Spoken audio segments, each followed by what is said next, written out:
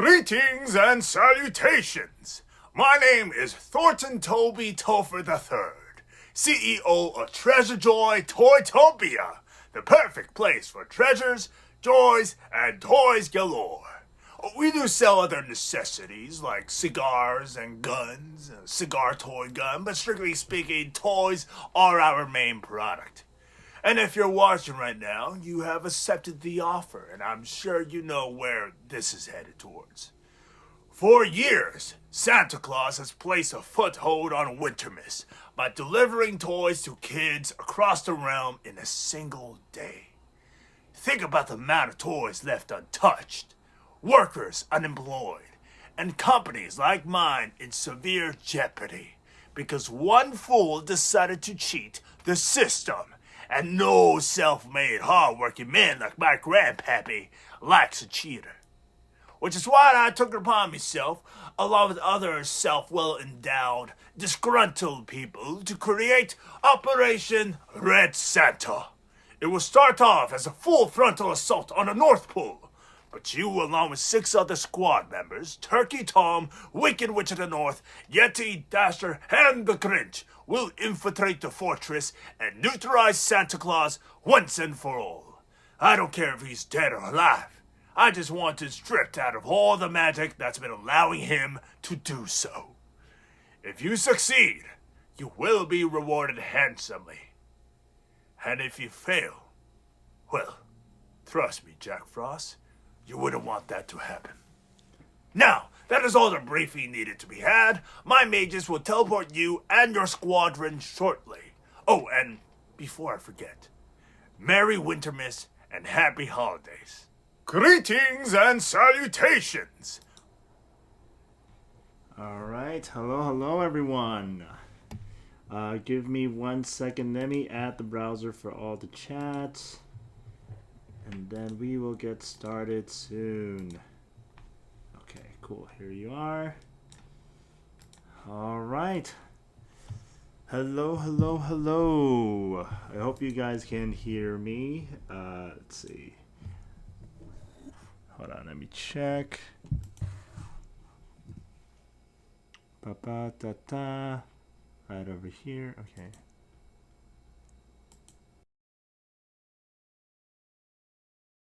Hello. All right, you should be able to hear me. All right, hello everyone. Welcome to I nearly said TikTok. Welcome to Twitch/YouTube Live plays DND one shot. So feel free to come along once there are more people. I see that there's 3 of you. We'll get started.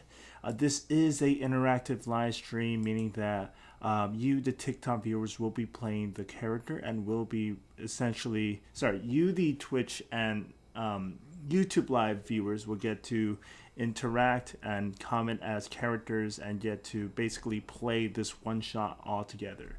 I'm sorry, I keep saying TikTok because I'm so used to it. I've done this concept at TikTok for a while, over a year, and now I am testing the waters here at Twitch, just seeing how things will work and see if there are viewers out there biting this concept and this, fun. Did I cut myself with my chat? Okay, cool. This fun concept. So yeah. With that, if you guys have any questions, feel free to ask. Cool. Yeah. Don't worry. I'm gonna move back a little bit so I don't cut myself. I'm just dealing with some stuff. All right.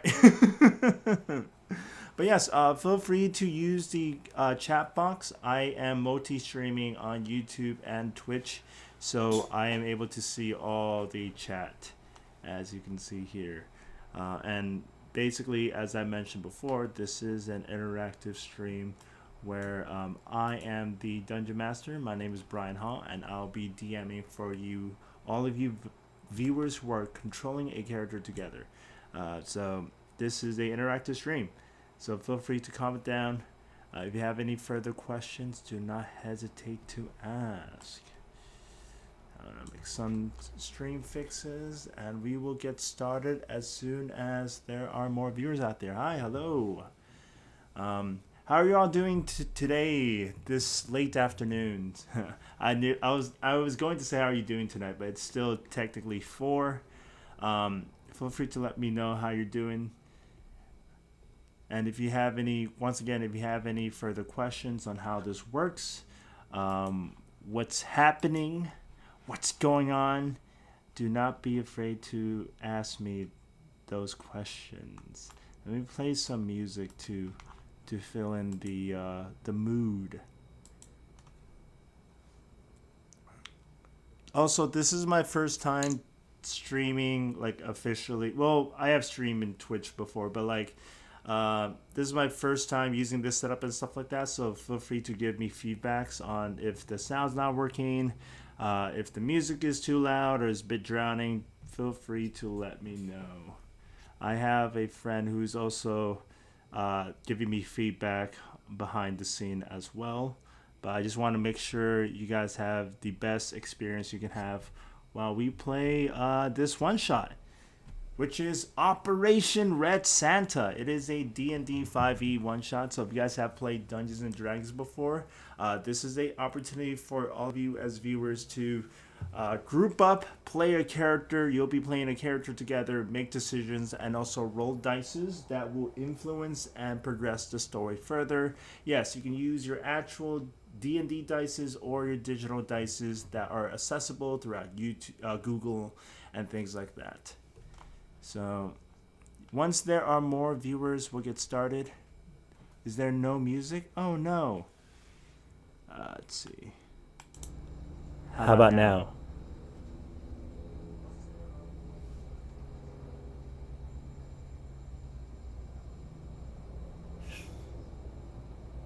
No music? No music? I thought there was music the whole time. That's fine. We can also do without music. Okay.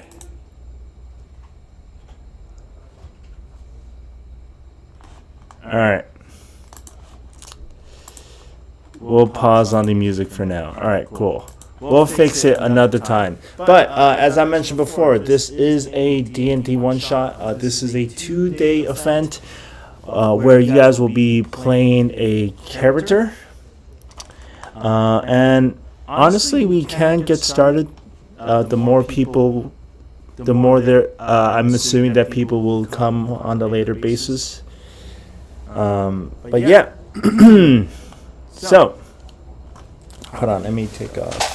Yeesh. Let me take off my jacket to provide myself some relief. All right. Cool. Okay, so let me move on to the second page and we'll get started. Let me move you guys around here. Okay.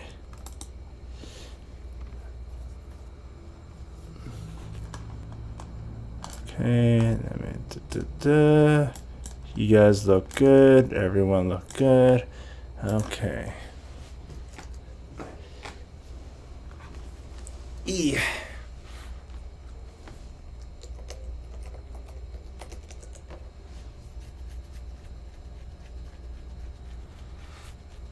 Okay.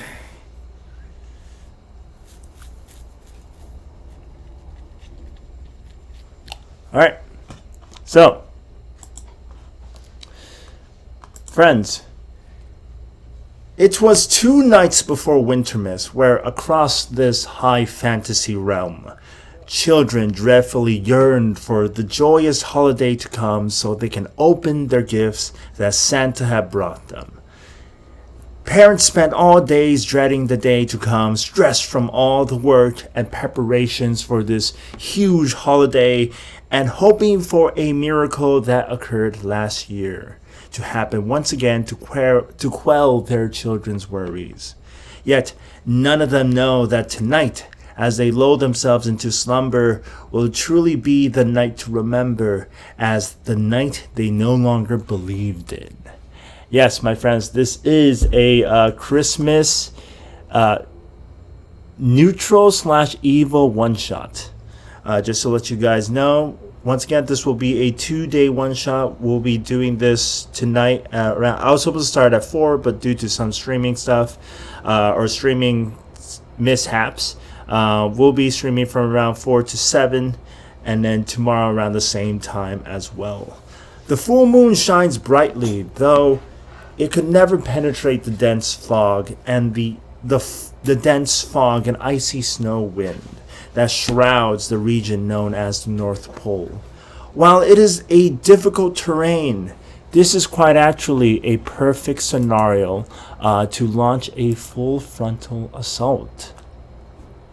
So, friends, you are playing as Jack Frost. As you looked around, this is you, by the way. Could you see me? If you see a little notification over here, or like a little blue circle, this is who you are. You are playing. Hold on, let me move this battle map. Cool. You are playing as Jack Frost. Cool. All right, so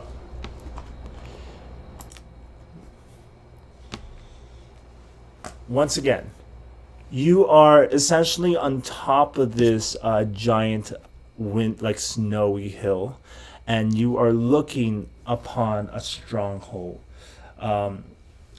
And on top of the snowy hill that you're on, you are accompanied by an army of turkeys, pumpkin creatures, gremlins, mercenaries, and brigands, led by all the unusual suspects, including yourselves. You guys are all staring at the winter fortress that belongs to the one and only Santa Claus. There are 3 scores of snowmen laying solid and dormant in front of the fortress like terracotta soldiers. Elven sharp and gnomish sharpshooters. These are Santa helpers. They patrol the ramparts. A select few, you see some of them manning the turrets that are stationed in each tower. There are some of them out in the sky riding the reindeers and just keeping birds watch. So this fortress, this North Pole, is no joke. It is heavily fortified. However, they may not have caught wind of the full frontal assault that is about to happen. So, your objective, my friends, in case you don't know, is you are hired by a CEO, a ruthless CEO, who wants to essentially take over, not just take over the North Pole, but take out Santa Claus and remove what magic ability he has to be able to deliver presents across the region in 1 year. Okay, so that is your objective, friends. Is currently in this battlefield, we're going by essentially battlefield rules. You are essentially trying to infiltrate the fortress, breaking through the castle gates, and try to get inside Santa's workshop and his lair. If that makes sense. Okay, so we are at the start of combat. Give me 1 second, friends. Okay. So,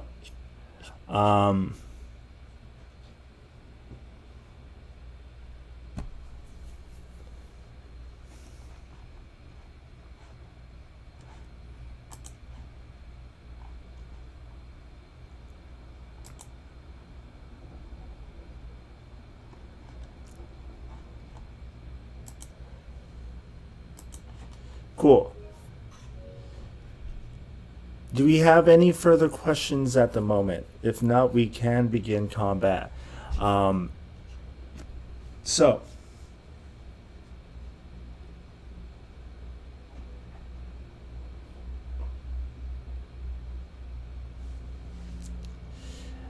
just to review, as I mentioned, the unusual suspects. You are part of the select 6 squadron members who are essentially leading these army to launch an assault, right? So you look around you, you scan.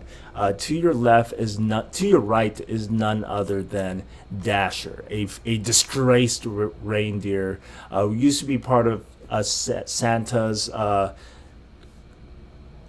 9 reindeers. However, he has been exiled and he has joined forces with you all. You see him smoking a bit, scanning locations, and he seemed like ready to just launch himself into the front, into the foray. He is with you, and he is with the brigands. So the way this works is this is war or / battlefield combat. I'm using an Unearthed Arcana type of ordeal, where basically these are units. Each of them are units, and the units contain like a large number of forces. So you see in this token where it says there, it seems like there's 2 large Yetis. There's actually 4 Yetis in the token, if that makes sense. So there's 1 Yeti here, and then there's another Yeti. So there's 2 Yeti tokens.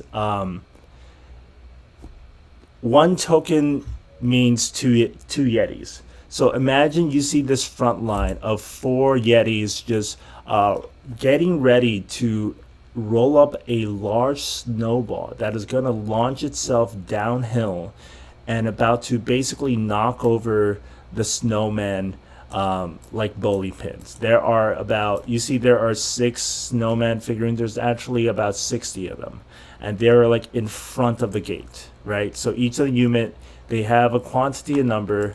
The green represent the health bar. The blue represent the battle points, essentially. And this will come into play as soon as each of the unit will basically attack each other. You are in charge of the brigands along with Dasher. Here are your units. This is the green brigand that I'm indicating is Dasher unit, and the blue one is your unit. Cool. So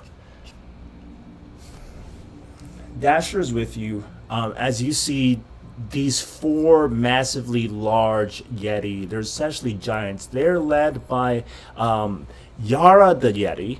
Yara is right over here. She is also a Yeti folk, along with these Yetis, though they have they're considered the leader of the Yetis or the spokesperson of them, simply because they're also they're humanoid in the sense of where they're able to speak the common language and essentially be the diplomat of the Yeti folks, as well as the representative of the Yeti folk. She is speaking in Yeti towards the other Yetis, and they're grunting like fiercely, about to round up snowballs. There is Turkey Tom. So the turkeys have a long-standing feud against Christmas, and has further escalated, especially given the fact that their grand holiday seems to have been diminishing due to the corporate upsurge of selling Christmas or Wintermas items quite early, and even though it's November. So the turkey folks are pissed, and not only, along with the Yeti folks, they are pissed because Wintermas has led to massive deforestation towards their homes, towards their land, and they are pinpointing Santa as the core fault, as being the poster child of Wintermas, essentially, right? So they have joined forces in an attempt to attack and just get rid of Santa once and for all. So this over here, as I indicate over here, is Turkey Tom. They are the leader. This is an Arakocra Turkey Aarakocra, who's leading this large army of Turkey. There is about like, let's see. Oh, I did the health wrong, but it's okay. There's about 20 each. So that's about 80 turkeys, all led by a large turkey, Tom. Not the leader, but this big, massive turkey around the size of the Yeti, whose job is to essentially ram its head, breaking the gate and breaching it. So they are serving as a ram. So ideally, you guys need to protect the Yetis and the turkeys. That is the preordained strategy. You see Turkey Tom, the leader. I know this is going to be confusing. The leader also basically conversing with the rest of the turkeys in the language, and they're all like gobbling fiercely as ever. Gobble, gobble, gobble! And then we have the Grinch, who is just lazily just looking at the side. They're here with conviction, but they're here, as the Grinch. They are quite angry at Santa and want to join just to really see the end of his demise. You see over here. So here is the Grinch. He's right over here as well. He's not leading any forces, if we're being technical, but he is going to provide support for the for you guys. Last but not least, we have the Wicked Witch of the North, Mombi, who is commanding another large unit of these pumpkin creatures. As the representative of the spirit of Halloween, and also wanting to having recently been revived by none other than Pumpkin Jack, Mombi has decided to not just destroy the current fortified regions within the north, but also eventually establish like monarchy and rule over it.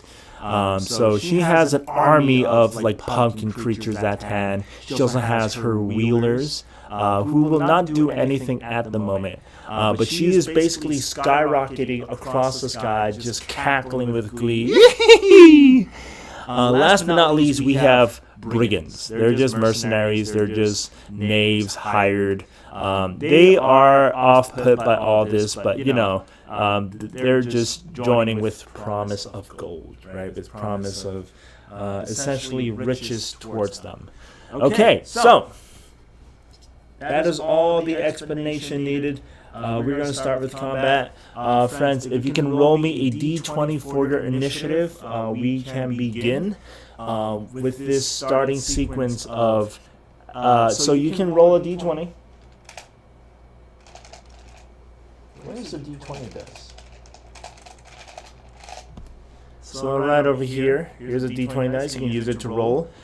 You can use your digital dice, or you can use an actual dice to roll. Just put down the results on the chat section, and this will continue, and this will progress the story. This will progress this one shot. So feel free to do so, friends.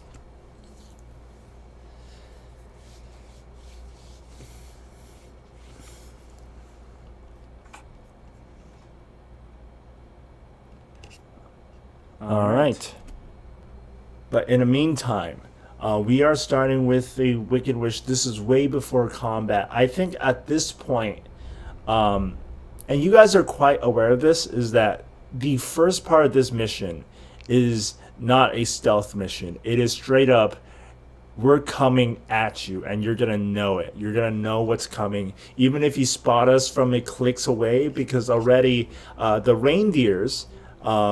which are Dasher's familiar friends, Cupid, they have elves and gnomes riding on them, right? Each of them have a elf or gnome rider, and they have essentially already see what's going on over here. Has spotted the Yeti, has spotted like a weird army that is confronting the fortress.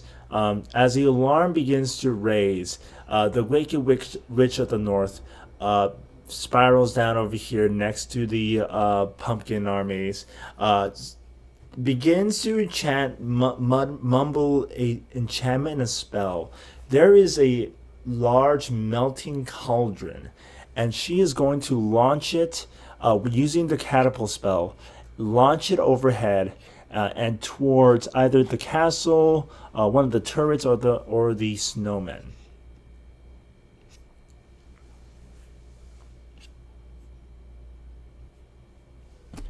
So, all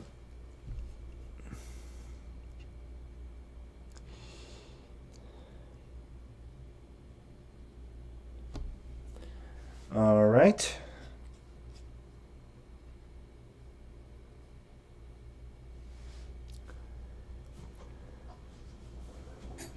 Give me 1 second, friends. We are going to be right back. I'm going to resolve this. I'm going to go on a restroom break and be right back.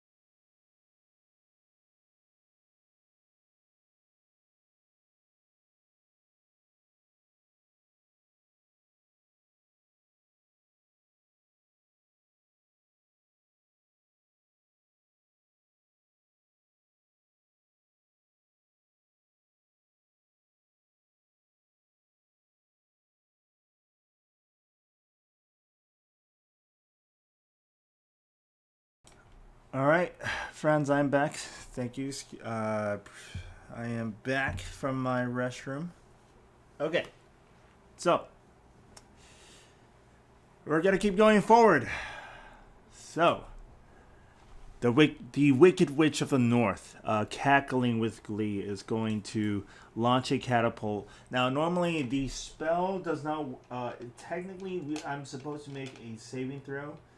And my enemy forces are supposed to make a saving throw, but because I am going to alter this a little bit, I'm gonna make sure, because this is a little bit of like a warfare type of thing, I'm gonna make her make a spell attack.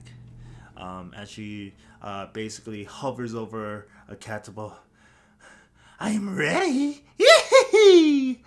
All right, so that is going to be a hit as we see this cauldron of like something melting. It could be like it's not as it's like this melting liquid of like some begins to the cauldron begins to lift itself up and then launches over.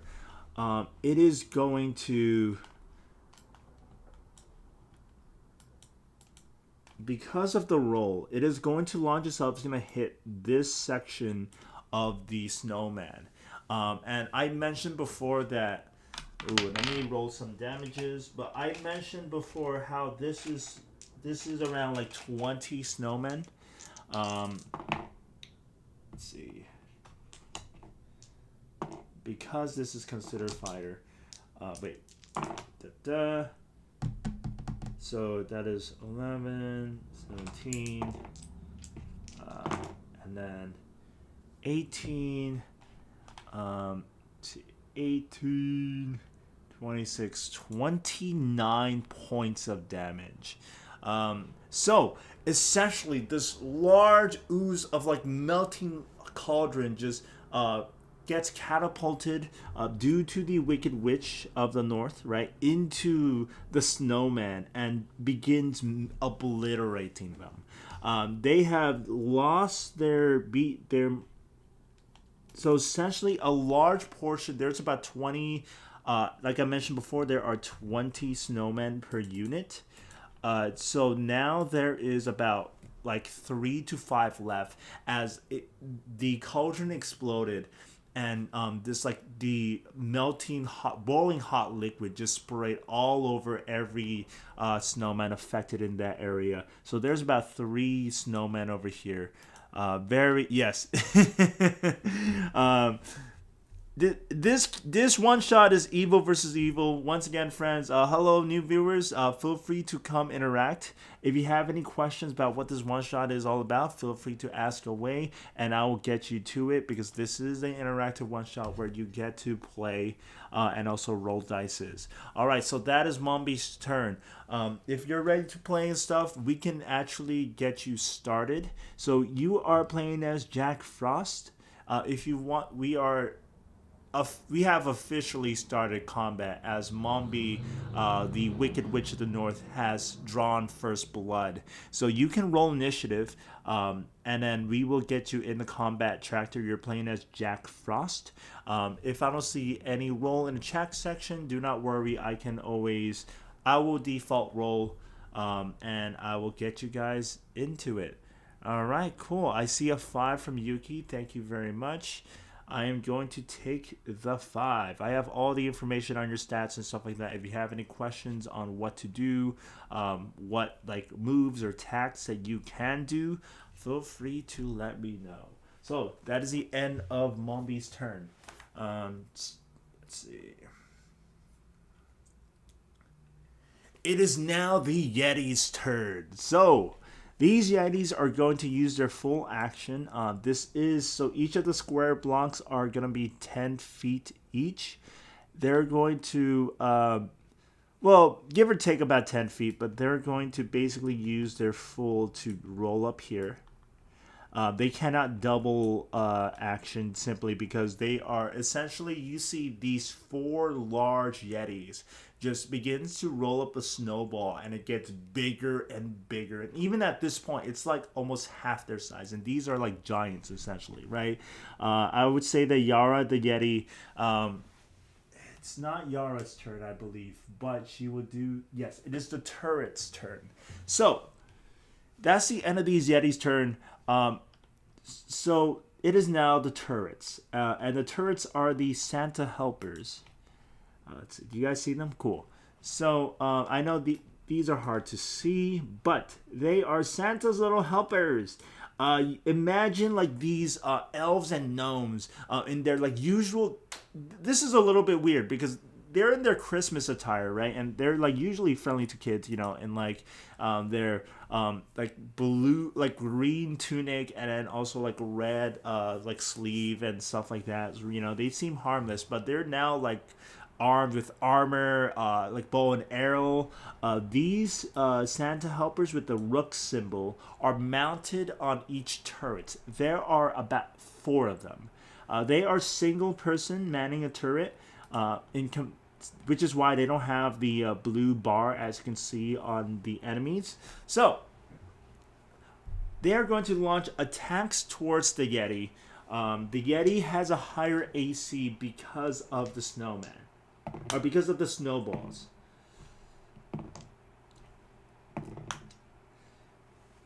So one of them, so you see that they have what they're mounted on. They are essentially, these are candy cane turrets. Like these are large turrets, almost like Gatling gun, and immediately you hear like a large boom, boom, boom, boom, boom. A few of them misses, but one is gonna hit this Yeti. Dealing a total of 25 points of damage. So, let's see. Because of their temporary shield, they are fine. They also resist since this is considered cold. Actually, no, sorry, this is not cold. This is just regular. Never mind. I was thinking the snowman for some reason. So this is they're gonna take let's see, 156, right? So 156 minus 28 points of damage. Cool. All right, so they have taken 28 points of damage, and I'm gonna lower their BP to 7. So one of the 2 Yetis had taken a bit of a gash onto the side, but they are still alive and well. They're trying to hide under the massive snowball that is growing bigger and bigger. So essentially their objective, friends, is to try to protect these Yetis so that they can essentially neutralize the lines of snowmen. There's about 8, give or take, like 60 to 8, less than 60 soldiers of that belongs to the one and only Frosty, the snowman. You hear Frosty already shout the orders like, "Hold steady, hold strong, ho, ho, ho, watch out, we must back away." Because he notices that the Yetis are planning to essentially neutralize him and all his forces by essentially trapping them into the large snowball, almost like a steamroller. All right, so that is the end of the turret's turn. One of them has done a massive blow onto one of the Yetis, which is fine because Yara is going to do a... So first and foremost, Yara is going to action. They are going to try to attack one of the turrets. How do we get a pyro dragon? I wish you get a pyro dragon. Hello, new viewers. Welcome to Twitch/YouTube Live Plays D&D. If you guys have any questions, feel free to ask me. This is an interactive stream where you guys get to make decisions and also roll dices. And you do so by commenting down and asking what you do and things like that. And whenever I ask you for a roll, usually like a D20 roll, right? You can use your actual dice to roll, or you can use digital dices. These are accessible throughout Google. You can use them to roll as well. It is now Yara, the Yeti leader's turn. First and foremost, she is going to... So she's going to leap out. This is already 10. She cannot do much, but she's going to do this. She's going to do rage. And you see her yell a billowing roar. And because of this, so a swirl of like frozen tundra fury just wraps around her. And around at the same time, the way this happens is you see this tundra also ignites itself within all the Yeti folks as they all roar in response. As they are just surrounded by this shimmering light of snowing tundra around their already heavy fur. And it is also giving them, like, it is essentially giving making them feel quick-footed in a sense. So Yara is just going to provide a buff into through her rage. She's going to add one more feat just to walk, basically use all her movements in attempt to breach. Actually, she's going to be here. In attempt to breach the castle gates, she's going to join the Yetis.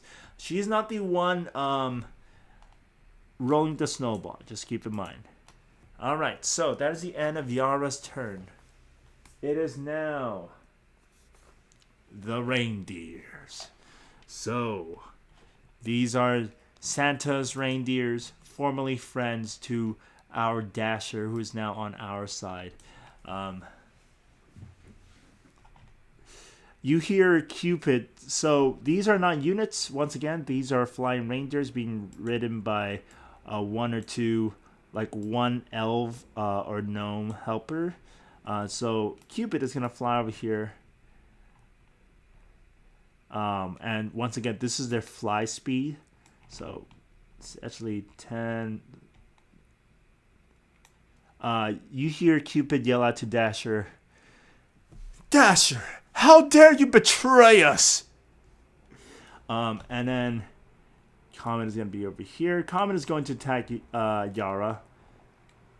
Donner is going to be here as well and attempting to attack the Yetis. So, and a couple of elves with their crossbows, with their candy cane crossbow, just let loose. One of the crossbows just the bolt is jammed, so the elf have to use his bonus action to unjam it. Another miss. The third one is going to hit Dasher. Dasher is not going to like that.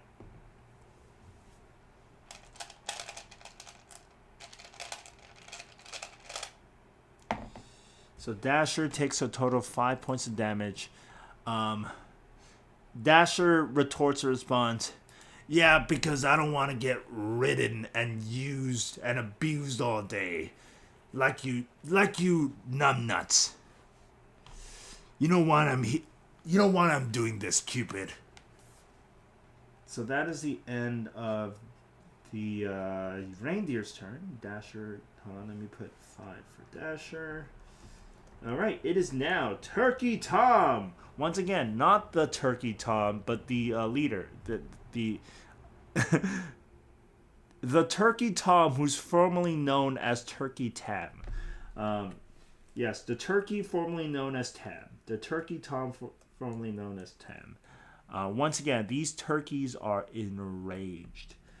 They used to be well-respected, noble creatures, but ever since they're forced to assimilate with civilization, and their name, the nicknames being given to them, has been nothing but disgraceful and very belittling, like the word Tom, as in tomfoolery. So they are hoping that this conquest could help them regain their savagery and also be able to really be theater renowned. Turkey Tom is going to fire an arrow into Comet. So friends, if you want to roll D20 for Turkey Tom, feel free to do so. Just roll a D20. Yes, it is a Aarakocra turkey. A turkey Aarakocra. So feel free to roll me a D20. Okay. If...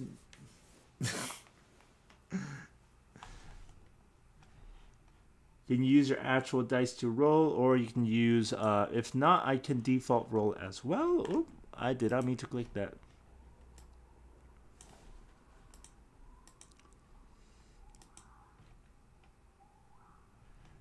All right. So, unfortunately, an arrow flies out. It is a bit tough for Turkey Tam to, even though Turkey Tam had a crossbow, no, a longbow, unable to hit Comet, as Comet is able to zip around with such speed and ferocity. All right, so Turkey Tom is going to yell out, "Gobble, gobble, gobble!" Enraging all of these turkeys. So they each of them have an attack buff. Actually, let me give myself make it easier for myself. I'm gonna do like some sort of a symbol for each of them, just so I know the type of buffs that they have received. So frozen on each of these, and then enraged on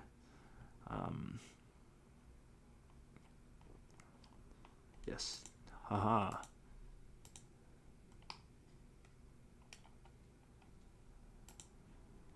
Okay.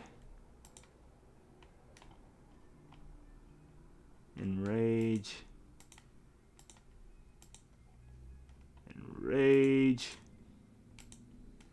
And then the rest are quite enraged. Once again, just to remind you guys this, just to repaint this scene, right? These are like armies, about 20 turkeys each, okay? So there's like 80 turkeys, all led by a big turkey tom, which all of them are being herded by an Aarakocra ranger, otherwise known as Turkey Tom, who is the leader of these, essentially the leader of these turkeys. And they are quite enraged, and they are marching one more block forward. One block forward.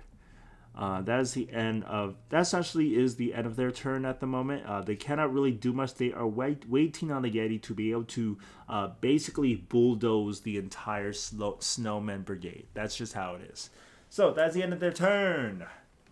Okay, so it is now the elves' turn. Okay. All right.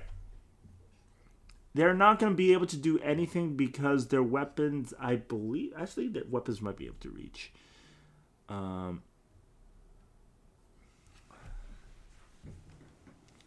Let's see. 10, 20, 15, 30, 40, 50, 60, 70, 80. So they can roll, but it will be at a disadvantage. So they're going to wait a little bit. Let's see. Hold on.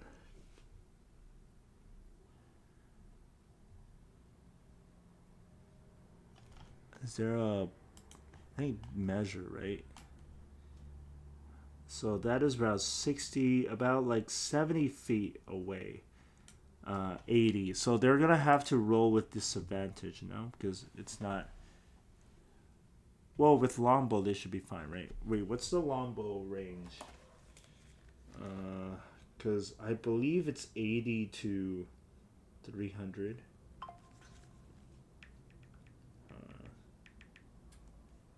Is it 80 to 300? Is it 80 to something? Alright. Oh, it's 150. Okay, never mind. Alright, so they are going to try to attack. Once again, they're trying to attack the Yetis. I would say that a few of them are trying to attack the sides to help Cupid. So, a volley of arrows begins to fly out. See if they hit anybody. Okay. So the front, so you see the front of the Yeti snowman. The Yetis actually stop because they want to like all shield themselves under snowball, and then so you see a bunch of like arrows just thud into the snowman, missing. Some of the brigades are felled, so. Let's see. This is about. Let's see. There's about 15 of them. I would say that.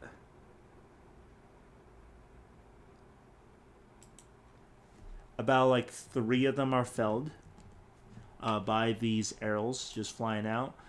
This one is gonna lose their. Actually, hold on. minus 20. Yep. I said 3 of them, my bad. Minus 10. Cool. So, their morale or their BP still remains a little bit. That's okay. But for the most part, they are missing and they hit. A number of you guys are not within range. The brigades are a bit too close, which is why they got hit, which is fine. I keep saying brigade, the brigands. Alright, it's now the end of the elf's turn. It's now Dasher. Alright, Dasher.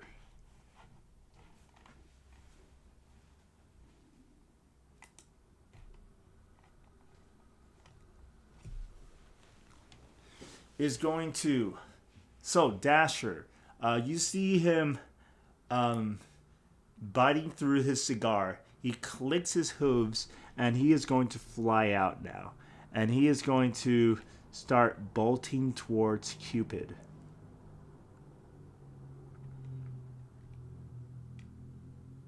Actually, he'll give you this. So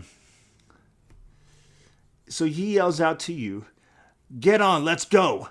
So you guys are on. So he is going to essentially have you ride him. He's on all fours, and he's gonna basically now he's flying. So you guys are airborne together. So this is technically mounted combat. Dasher is going to fly into Cupid. So currently, I would say that Cupid is around like 40 feet up in the air. Dasher is going to be where Cupid is at, and is trying to ram into Cupid.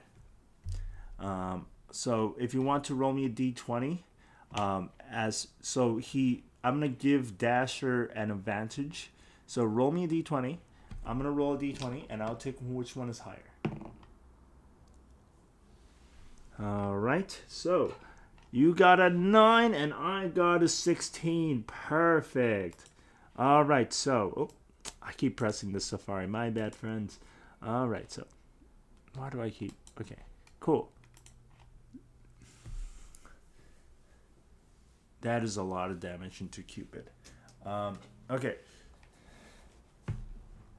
So the great thing about Dasher, when he's in your party, is the fact that he has two things. First and foremost, he has ram and he has charge. So technically, he is charging into Dasher,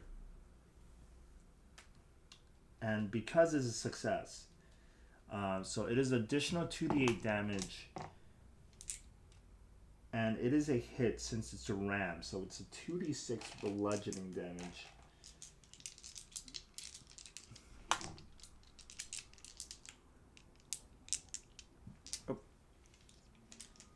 I drop 1d8, let me get another one, cool. So it is 2, let's see, 8, 13, 16. 16, and then, so that is the first attack, 16 points of damage into Cupid. And then making the second attack into the elf. As Cupid is spiraling down, and if you can roll me a d20 for acrobatics check, feel free to do so, please.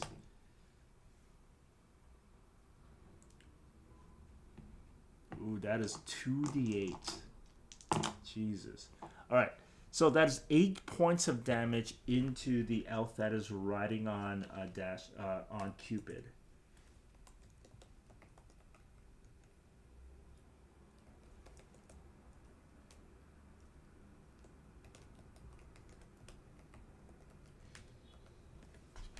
All right, I'm gonna take the 11. Okay, so you managed to hold on to Dasher as he essentially headbutts himself into Cupid's side, who basically shrieks in huge pain. You guys are plummeting down. I would say that because this is close quarter combat, it is now going to be your turn. Let me know if you want to make an attack. Feel free to roll me a d20, and we will continue.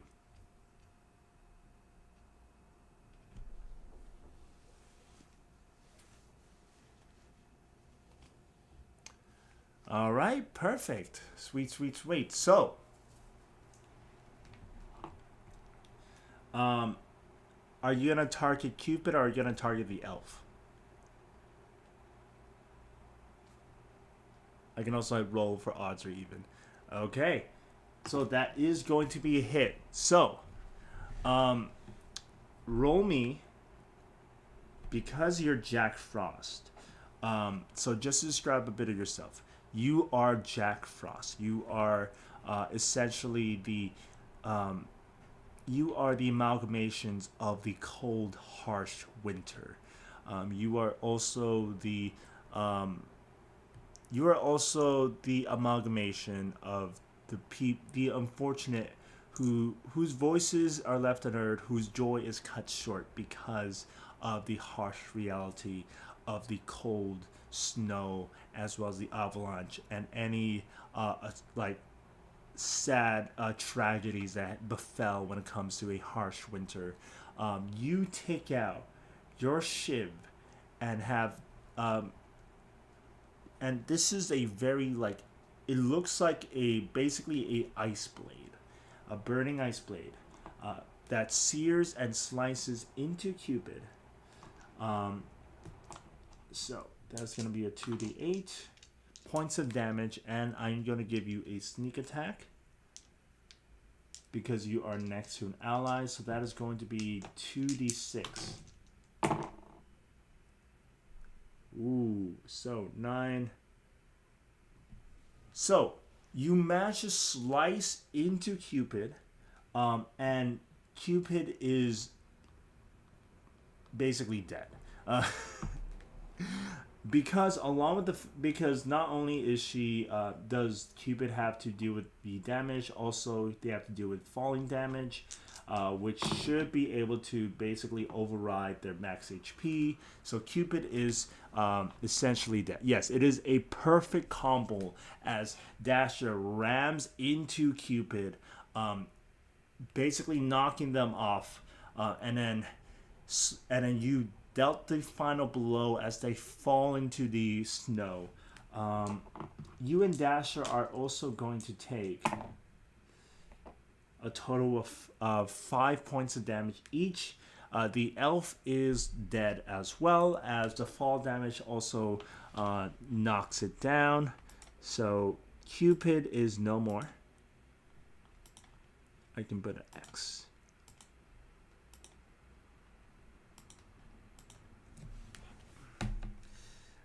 So 5 points of damage.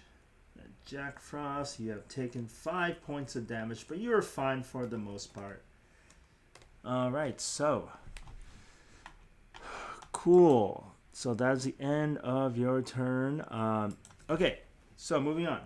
It is going to be Dasher's turn. The Brigands. They're going to keep providing cover. They're going to try to advance forward as much as they can, and they will try to attack. So this brigand is... The wheelers cannot do anything. They're like whipping around. So, the brigands, they're going to try to actually... Let's see. They're going to use all their movement to be here to try to support you guys.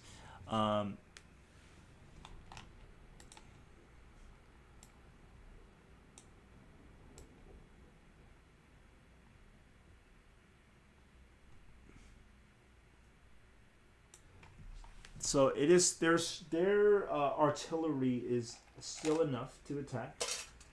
So they're going to launch attacks across the board. One of them is going. A number of them is going to try to attack Comet. Wow, they crit. Okay. Wow, I rolled extremely high. I rolled a 14, 16, and 20. Okay, so let me resolve the elves first, because essentially they are. This is the first case of a unit versus unit combat. So let's see. They have a total of 3. Oh yes, the elves need to roll. So 16, 14. Wow, they rolled so low. Okay, cool. So it is a win. It is not by the...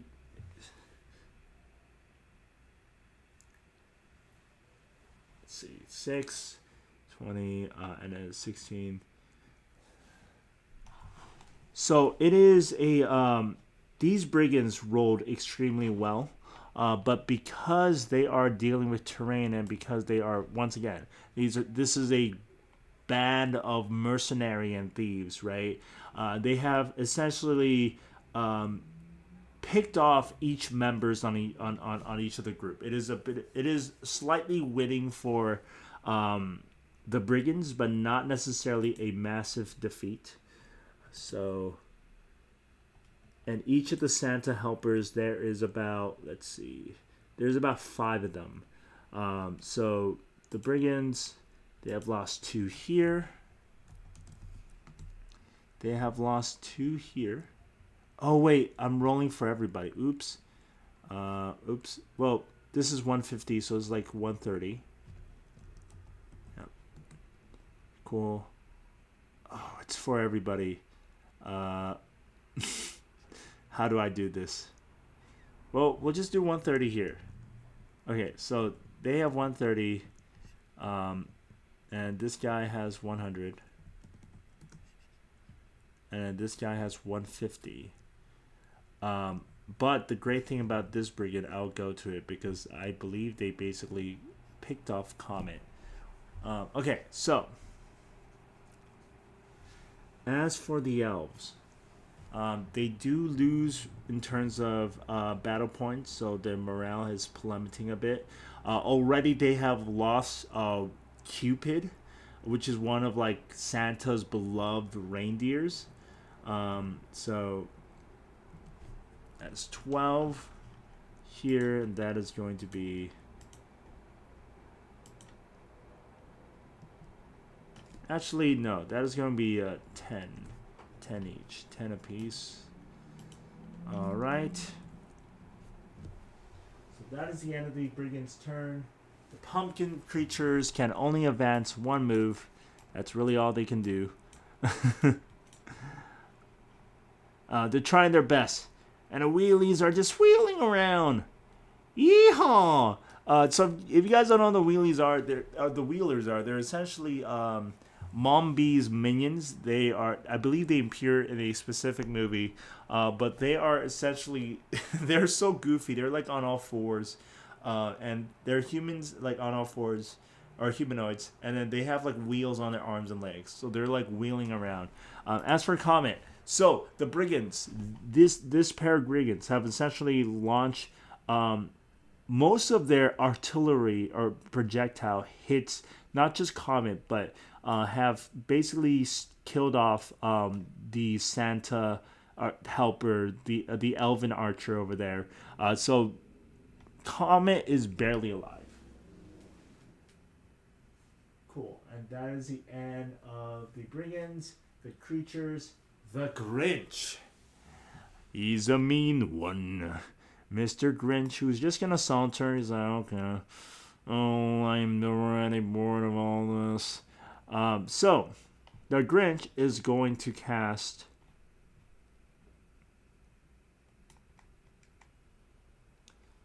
He's gonna walk a little further, and he's gonna cast Bane on those 2, Donner and Comet. So they need to make a saving throw, I believe. That's how Bane works. Right? Is that how it works?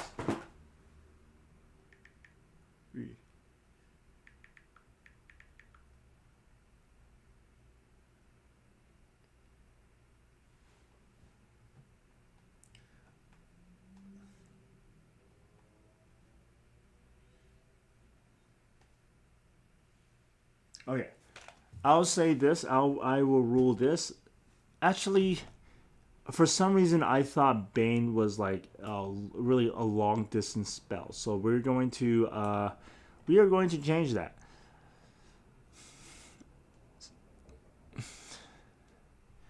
So he is going to look at the army and he's going to mutter to himself, "Look at you miserable lots, just charging straight forward, while I just trot in the sled on my own time to make it to the battlefield. That is a way of giving bardic inspirations to to the units. So he's going to give this turkey unit a bardic inspiration, while who didn't understand is quite mesmerized by his voice, by the cadence around his voice. So this turkey has received bardic inspiration as a unit. So that is the end of the Grinch's turn. Since, actually, does he have something? I believe he has one more thing that he can do.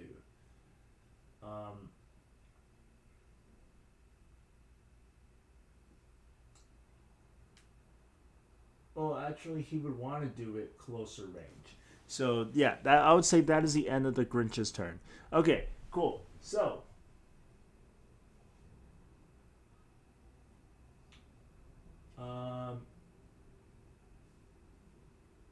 looking over at my campaign notes, so sorry, friends. It is now the snowman. Frosty is going to step out. He sees what the Yetis are doing. He's going to step out. The snowmen are just trying to advance because the best they can do is kind of buffer. So, yep. There's not much they can really do. But try to fire projectiles into the snowball in hopes of, like, hitting the Yeti, or in hopes of hitting the Yar. So you see these snowmen advance forward, just trying to not have them like hit the snow hit the castle wall, and you see their nose begin to like shoot out carrot projectiles right into Yara and right into the Yetis. So disadvantage. Ooh. So one of them's a fail. Double fail. Fail as well. Hit on one and hit on the other.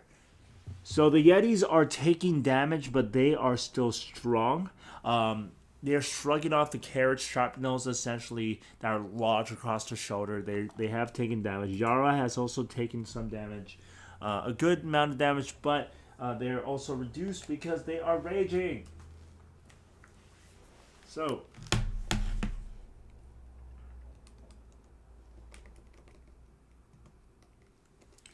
All right, that is the end of the Frosty the Snowman. Oh wait, I guess he can do something too. Let's see, what can Frosty? Because Frosty,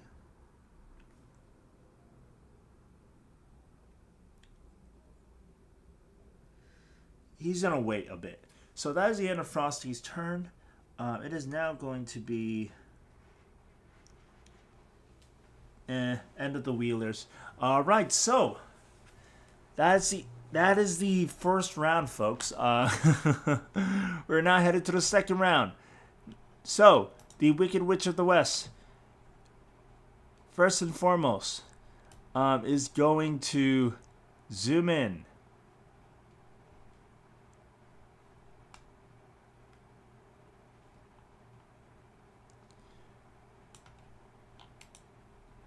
Sorry, not the Wicked Witch of the West. Wicked Witch of the North, Mombi, not Elphaba. I did watch Wicked. It was amazing. So, Mombi is going to summon the catapult once again. Actually, no. Mombi's just going to try to... So, she is still up in the air. She's going to try to essentially hit one of the turrets to slow them down. Okay, so that is a hit. It is going to be 17. They're going to use...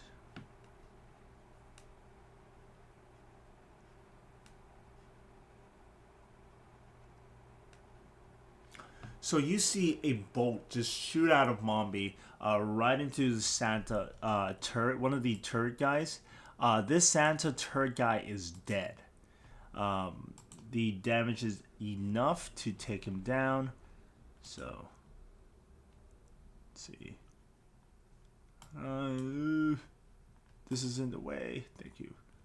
All right, cool. So, there's currently nobody occupying this turret.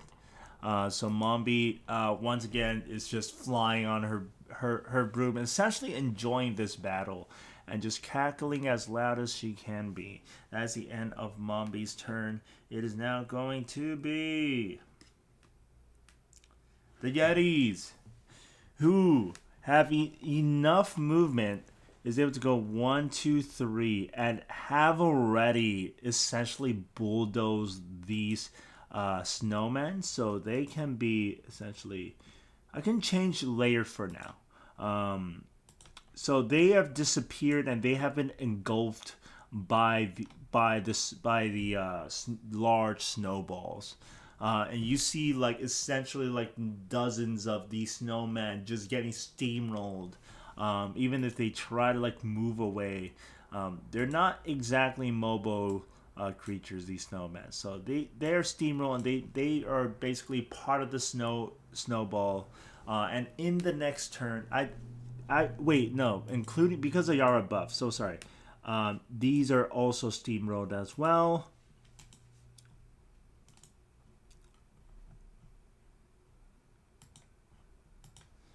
So they're all steamrolled due to Yara. Now, yo, hi Nail, how you doing? Thank you for joining. You're playing. All right, so we are just getting into combat, or not just getting into combat. We have gotten into combat for about an hour. This is a frontal assault. This is an attack. Feel free to join in, Nail. The more the merrier. The more the merrier. All right, so why do I keep clicking the browser? Okay, so the Yetis have essentially launched a massive snowball. Have been rolling it, and it has engulfed around 4 scores of snowmen. So like 40 snowmen have been turned into this large growing snowball steam road. That is the end of the Yeti's turn. Not Yara, the leader, is going to go here. 10, 20, 30. Actually, he's going to go here. Actually, yeah, no. We'll go over here. It's going to basically engage with Frosty.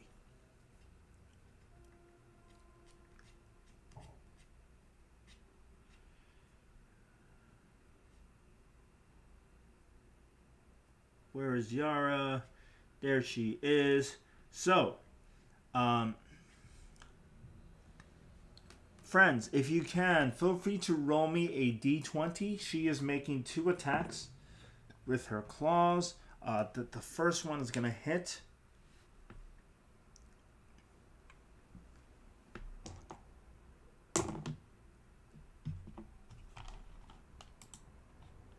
All right, I'm going to wait for a bit in case in case you want to roll. I will take the 7. So the first one is 6 points of damage plus... 10 points of damage.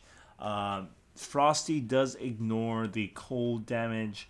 So that is going to be 10 total points of damage if I don't see another roll from Nail. If not, then I would take 7 from Yuki, which is unfortunately a miss. But Frosty did take 10 points of damage, which is good.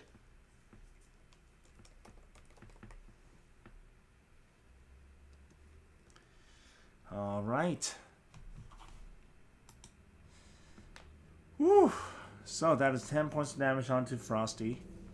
Let's see. 19. Okay, I'm going to take Nail. So, I'm going to roll for you, Nail. Hey. Grab another dice. 3.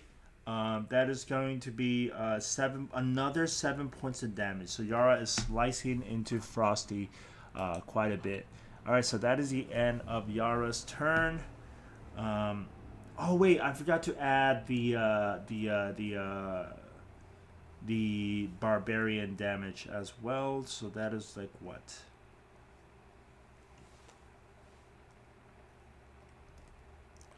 Barbarian, D&D barbarian. All right. Oh, reload.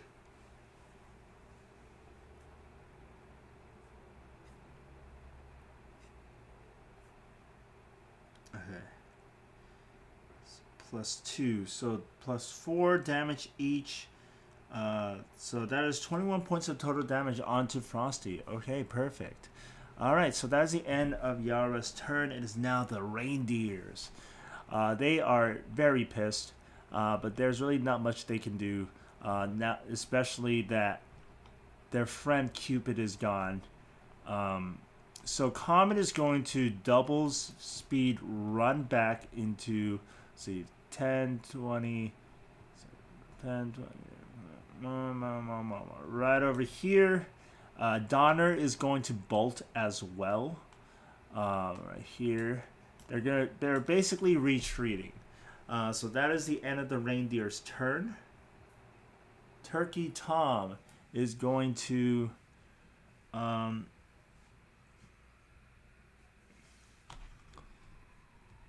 gobble, gobble, gobble, gobble. Basically 1, 2, 3 over here. 1, 2, 3. 1, 2, 3. 1, 2, 3. 1, 2, 3. So they all have basically launched themselves forward. They are moving double speed. That is the end of Turkey Tom's turn, who actually I'm going to have him walk over here. Over here. Actually, no, at least here. Cool. So that is the end of Turkey Tom's turn. The turkeys have went. The elves are going to now start attacking the turkeys. Oh yes, the turrets have not made their move yet. So the turrets are also going to start attacking. So the elves are, let's see. Okay, so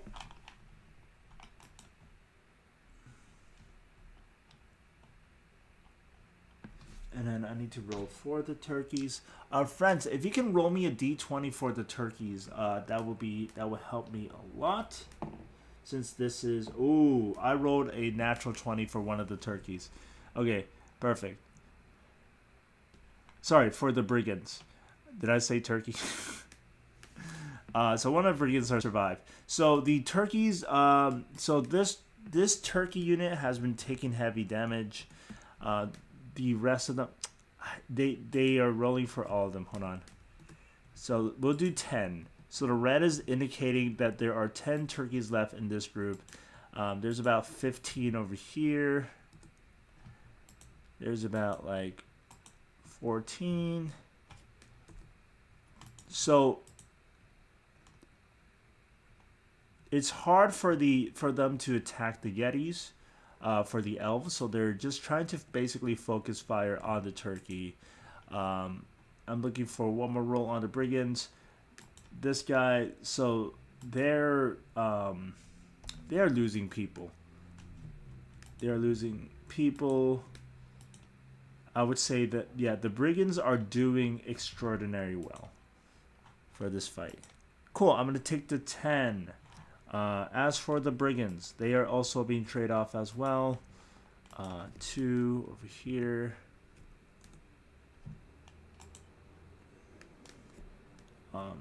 At this point, let's see, there's 10 of them. So now there is 60 over here for this brigand. So each of the forces, they're incurring casualty at this point. It's kind of how it is, but it's fine. It's like 15, right? So like, okay, they're around 10 then. Okay, so.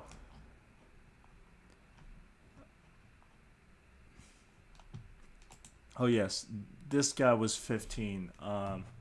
They're not at 90. All right, cool. So that is the end of the. Yes, it is now the turret's turn. Okay, so one of them is trying to attack the Yetis once more. Miss. So the pink turret misses the Yeti. Oh, I'm blocking. Am I blocking you? Okay, hold on. There it is. Haha. So this pink turret misses the Yeti completely. The turret furthest, the furthest turret to the left is going to try to attack you guys. Misses barely. Okay. They are rolling duds. Okay. So you see these like gunner turkets are like but unfortunately the thick snow the wind seems to also be their enemy as well, as like with all this warfare going on, you guys are able to find like these stony terrains or like parts where it's hard for them to fire their turrets at you guys. So they are completely missing you guys.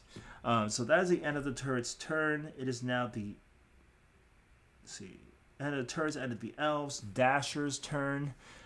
So Dasher is going to keep walking.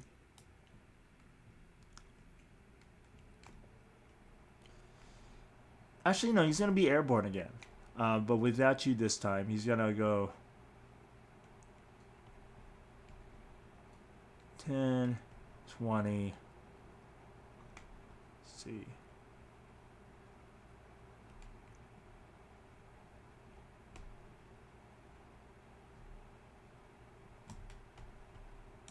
$20, $30, $40, $50, $60.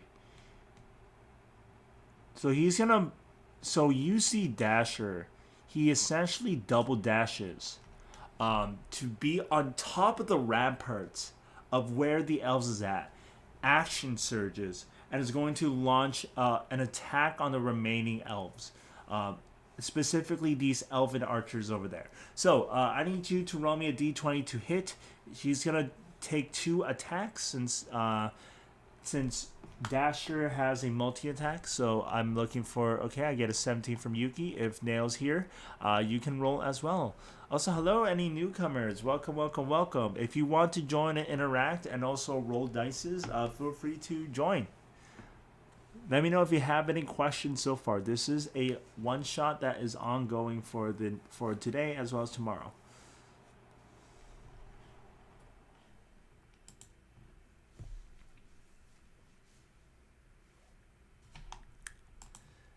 All right, 6 is not going to do it, but 17 is going to do it. So that is great because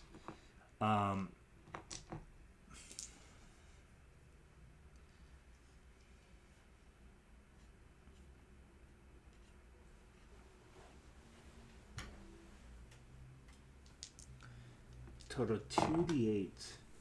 Okay.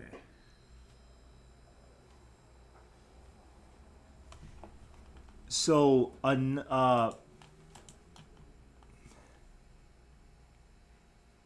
see. Okay. So there are less. Like, there's currently only 2. I mean, I'm gonna put 2 just to make things easier. So there is currently only 2 elves remaining over there, as with a swift strike from Dasher's like antler saber, it is enough to like dice one of the elves, as 2 of them are facing Dasher immediately. It is now the end of Dasher's turn. He is like roaring. He is giving them like hell to pay. So the brigands are gonna keep advancing. At this point, they're gonna try to cover for Dasher. Dasher essentially launches, so he's gonna attack the remaining, or at least they're going to try to attack. I'll be over here. Let me move Cupid away. They're gonna try to attack the over here. I'm gonna focus their fire. If you want to roll me a d20, now's the time to do so. I'm gonna roll the other d20. That is a hit. Ooh. Okay. So, let me know if you roll a d20, Nails. If not, that is okay. I can also default roll for you. Okay. So, the first attack. It is a... So, this brigand... Once again, they're trading blow for blow. They are losing people while they are hitting people. All good, Nails. All good. But they are like hitting people while they are essentially losing people. So it's 5. There's about like a few more over here. This brigand has lost a lot of its people. So currently, the units are not doing good for these pairs. Okay, so that is the end of the brigand's turn. It is now the pumpkin creatures who are gonna keep walking. Keep walking. They're like around here. They're essentially the moment they enter, they're going to do more, which is basically hold off the rest of the Santa's forces while you guys enter the ice sliding portion. Okay, so that's the end of the pumpkin creatures. The Grinch. Honestly, he thinks the fight is going well, so you're just gonna walk here, not necessarily do much.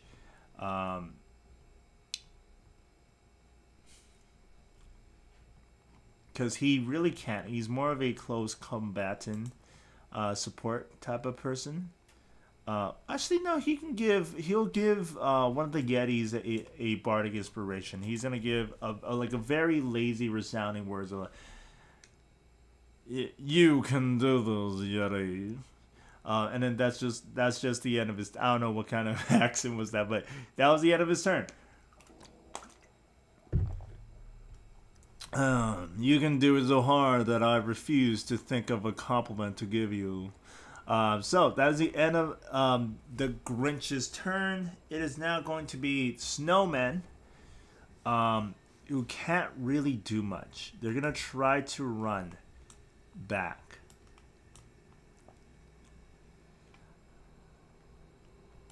I would say they're gonna try to move from a. I'll give you this. This will be a contest between the snowmen. So they're gonna try to move from the side. And I will advance the Yeti's turn. We're going to see if the Yetis are able to maneuver. So roll me a d20 for one of the Yetis. I'm going to roll a d20 for the other Yeti. And then I'm going to roll for the snowman to see if the snowman, any of the units, can be able to escape. This is a combined roll. It is 24 for the Yeti, so for the snowman. So DC is going to be 24 or higher. I rolled an 18. So feel free to roll me another d20, Nail.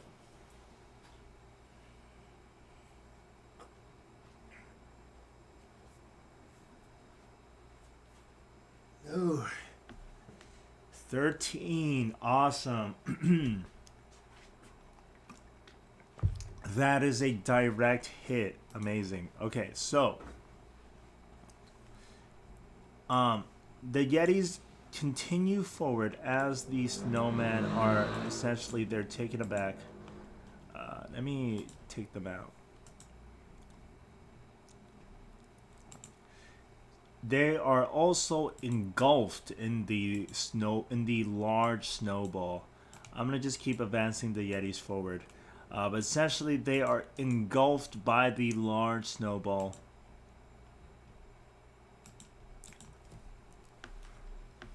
Nice. Alright, so that is the end of the snowman's turn. There's nothing much they can do. Frosty will try to attack Yara. That is a hit on Yara, actually. That is a first attack. Let's see. Second attack, he has something.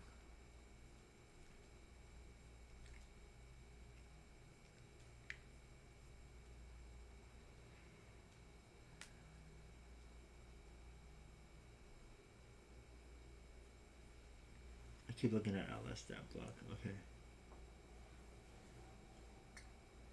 So Yara needs to take a. Actually, no. So Frosty is going to target Turkey Tom, who has to make a DC saving throw, which is a success. So Turkey Tom succeeded. So Frosty tries to send a chilling ray. Says, "Come on, why can't we be friends?" A chilly ray into Turkey Tom, who just gobbles, not listening to anything, shrugs off the attack. So that is the end of Frosty's turn. So Frosty cannot do anything. Yara is also going to take some damage once again. 8. This is half to 3. Alright, cool. That is the end of Frosty's turn. Who is next? So, no more snowmen. The wheelers are just gonna keep zooming around. They're just gonna keep advancing. Alright, right over here. Cool. That's the end of the turn. Top of the round. Mombi is going to launch another cauldron once more. This time, she thinks she can hit the other turret. She's going to zoom over here with the cauldron in hand, and she's going to launch the cauldron into one of the turret and see if it's going to hit. So, I'm going to roll a d20. That is going to be a hit.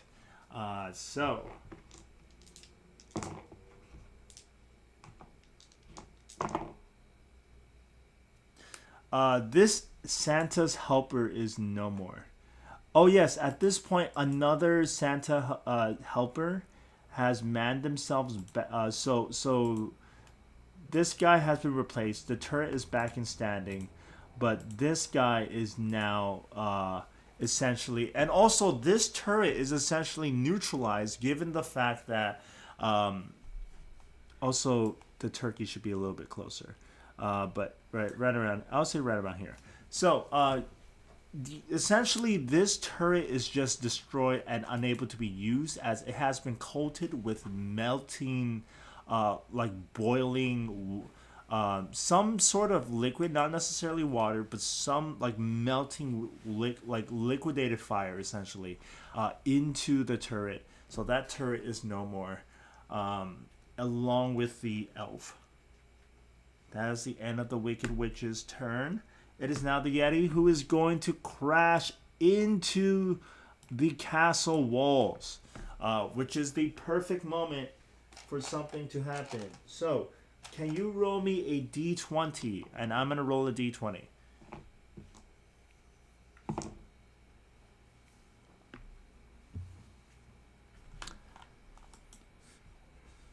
All right, I see let's see. I'll also wait for Nails to roll. I can also take Nails roll one more time. I see a 5. I can also take Yuki's roll. If not, I'll take Nails roll. But an 18 on my end. I'll take the 9 from Nail. Perfect. So, altogether, they are going to hit the castle wall.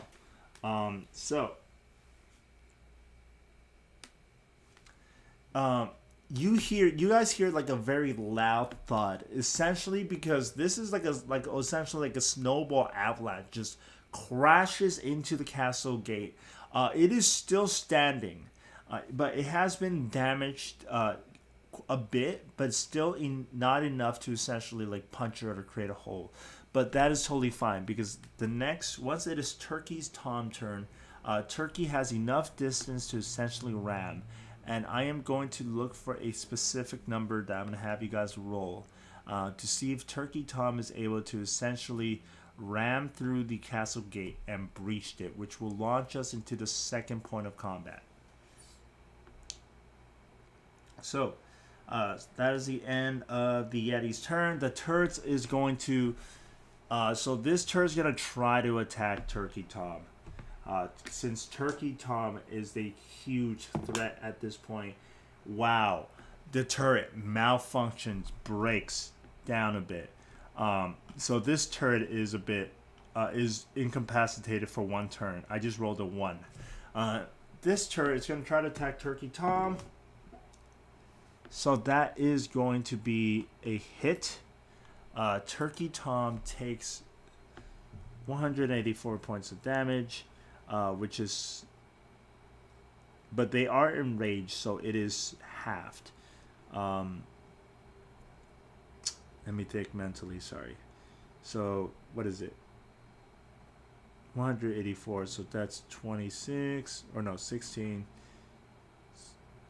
Wow. So that's going to be just 9. Oh, I hear myself. I don't know if that's a good or bad thing. Okay. Cool. So that is going to be. Oh, sorry. I'm hearing myself a lot. I'm a little bit distracted. 1 second. All right. Is it advanced audio properties? Give me 1 second, friends.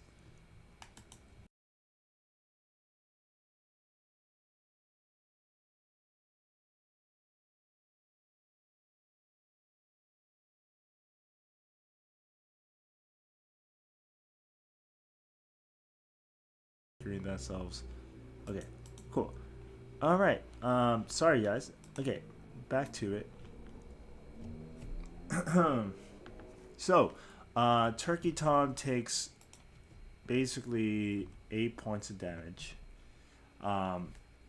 Basically, a shrapnel just pierced a bit of his feathers. Feathers fly as Turkey Tom has taken a hit, but not enough. Just basically a graze. So that is the end of this turret. Let's see. Is there any more turrets? Yes, it's this section of the turret who is going to attack. They're just going to launch at the brigands, and they're going to try to launch at you guys. Wow. So, this turret tries to fire onto the brigands, but they miss. This is a huge one. Alright, so that is the end of the turret's turn. It is now Yara's turn, who is going to keep... Oh, wait, friends, I'm so sorry. I keep forgetting. I forgot your turn. So, Jack, it is actually your turn. Do you want to press forward or do you want to attack Frosty? So, Frosty is currently fighting Yara. Let me know what you guys want to do. So keep in mind, Frosty is you know this since like Frosty is immune to frost damage, and you have like basically an arsenal of weaponry that deals frost damage. Except you do have a magical item. Let me know if you want to use that magical item.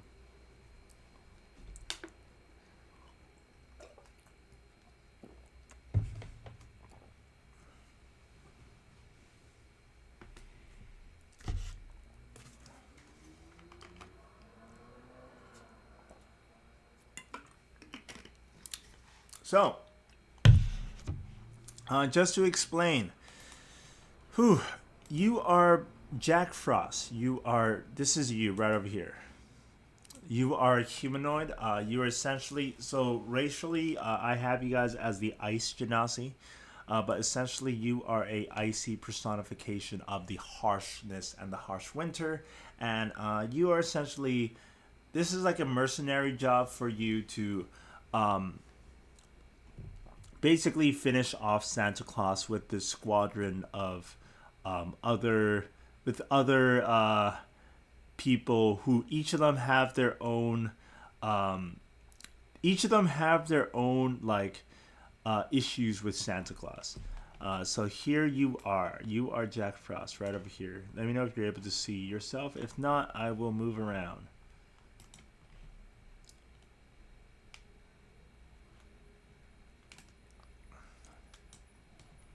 I have selected your token, so your token's over here.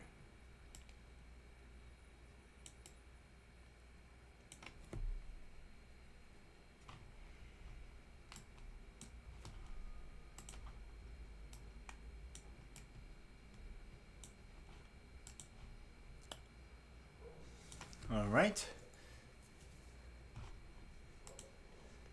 Cool. So, like I said, if you want to use a magical item, let me know, because this is something that was given to you by the CEO,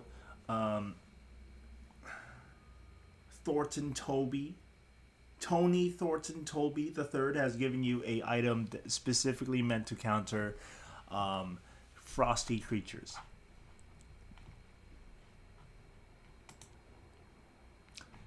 So you are a sorcerer rogue. Let me give you your character sheet.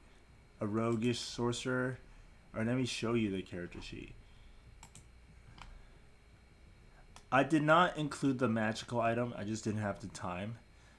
But you have essentially your main source of weapon is this long like ice blade shift that does 2d6 points of damage, and then that also does something if you roll a d6 in your weapon damage. You also have a longbow that you can also use. You have 10 flaming arrows. You also have a ray of frost. You also have other spells. So you have like ice knife, mage armor, absorb elements, ray of frost, frostbite, chilling touch, green flame blade. All right, so what essentially what the CEO has given you. So that you take out this canister of like some sort of like a magical energy, right? And you pop it into your crossbow. Sorry. Okay. So 1 second. Let me close this down. All right. So I say you have a longbow, but this is like a heavy crossbow. So sorry. And then you basically grab this canister, pop it into your crossbow, and you aim and you fire. This is essentially a sorceress burst. So roll me a d8. This is a randomized canister where if you gain an element. Okay, so 4. Actually, that's a number that you need. Because 4 essentially. So roll me 2d8 points of damage. Let me know if you get an 8 because this actually bounces.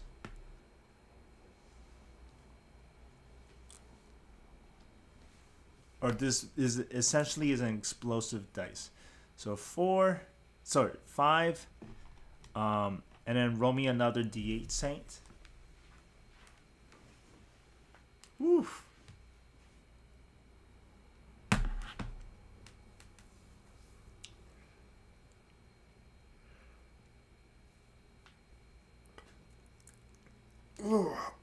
Cool. So that is a total of 11. 11 is going to be doubled because it is fire damage and Frosty is weak to fire damage. So that is the total of 22 points of damage as the spell canister essentially explodes into the face of Frosty, dealing massive damage into him. Oh yes, this will be a sneak attack. So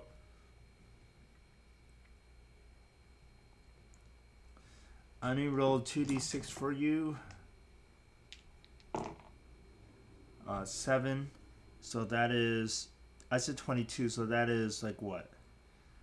29 points of damage into Frosty. Frosty is very severely weakened. Okay, so that's the end of Frosty of your turn. You do you have a bonus action. You also have movement. If you want to keep moving, let me know, and I can move your character forward, and then we will move on to Yara. So Yara is going to attack Frosty.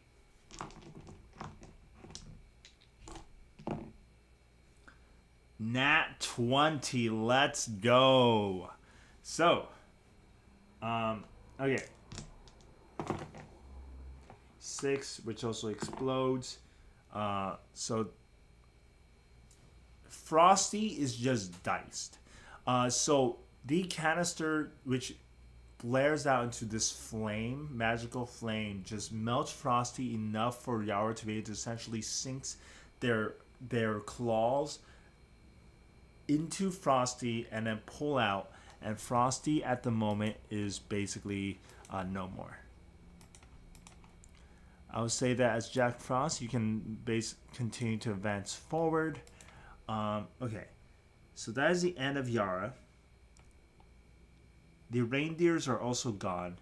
It is now Turkey Tom's turn. So I need a D20 from you. And I also need a D20 from me. And this essentially is a group D&D. A group roll. We do have advantage on this. So roll me a D20. Okay. And this will determine whether or not you're able to breach the castle walls.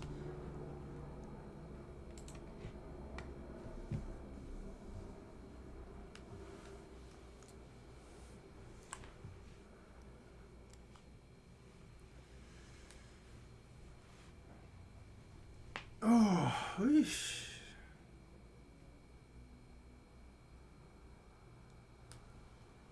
15. Awesome. So,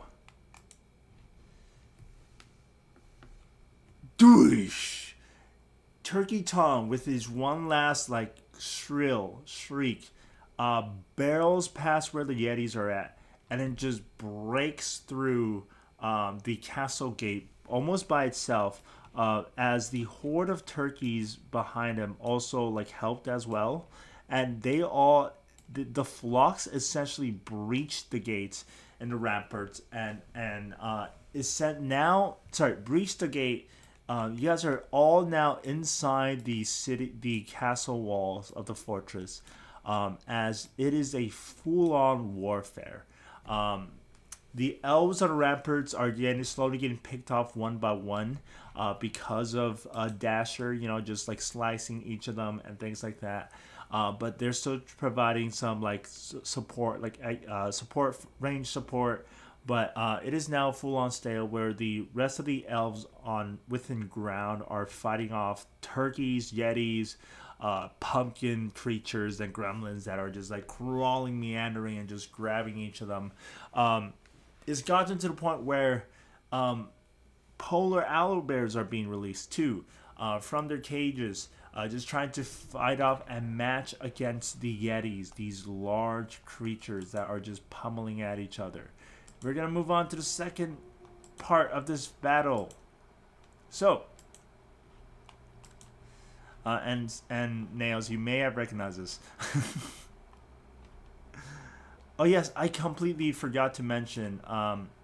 So, this one shot I have taken direct inspiration from a Reddit user that did the night before Wintermas, obviously. And Nails have played it before, but this is like obviously completely different. The one that you did was a bit different. J Mancy. There you go. The night before Wintermas. So I did that. I took inspiration. Sorry, I did not do it. I took inspiration from it. That's how this one shot came to be. And also, before I continue, I do need to shout out. None of the battle maps belong to me. The tokens are all like open domain, stuff like that. Just to let you guys know. There you go. Here are the credits. So the Battlefront that you guys saw, I took it from a Reddit user named Pogas.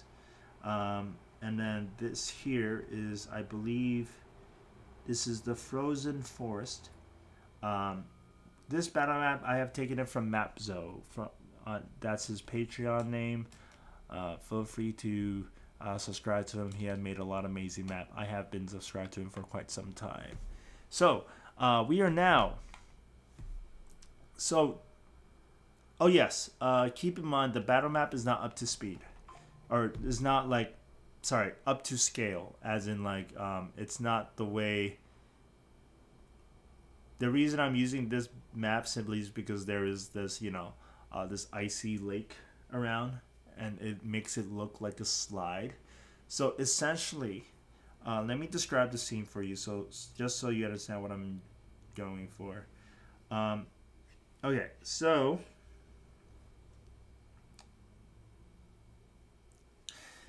as your forces pour through inside the castle fortress, right, and within the ground level, like amidst this like bloodshed, amidst this war going on.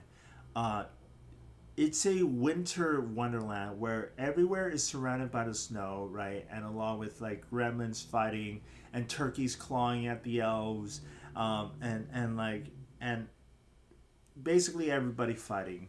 But in the middle, you see that there's an icy path that is quite long and winding and just elevates, ending into a ramp that seems to launch you. You see like around like, I say this is like quite a distance, around 90 to 100 feet. You see like a wall of a Christmas tree from the distance. You, along with your squad, of like the Wicked Witch, Grinch, Jack Frost, yourselves, Wicked Witch, Grinch, Turkey Tom, Yara, and Dasher know that you guys need to go on board of this slide and basically barrel down and launch yourself into this wall of the forest. You don't have rope. Glad you had so much fun, Nails. But yes, you do not have rope. But you guys are currently on this icy path. So the way this works is, first and foremost, roll me initiative. So each turn, you guys will automatically move. And essentially the way this works is, first and foremost, all of you need to get through essentially the castle, through the ramp and into the forest, right? Secondly, you are also surrounded by the 8 remaining reindeers. Cupid is no more. Cupid has been killed. But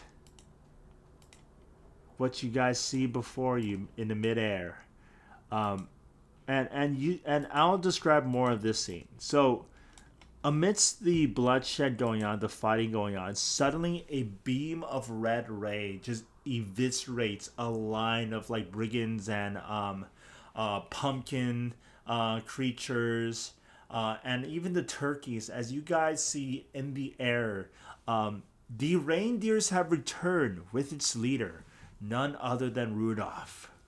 As Rudolph just says, well, look who it is.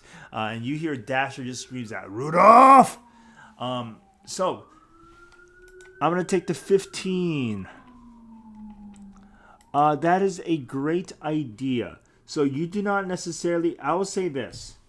I'll roll to see.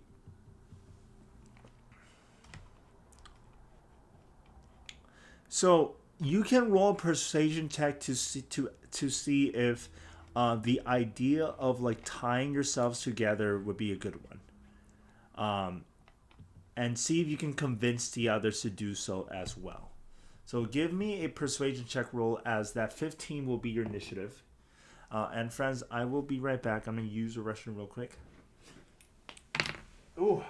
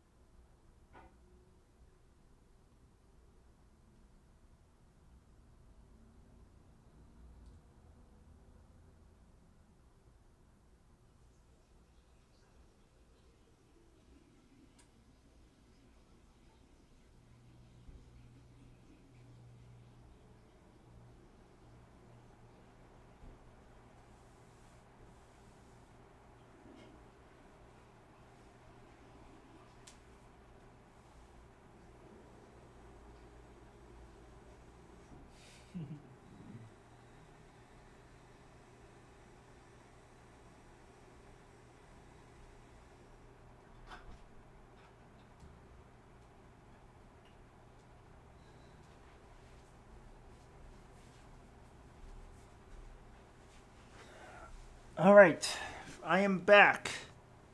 Cool. Oh, could you not hear me? Hello?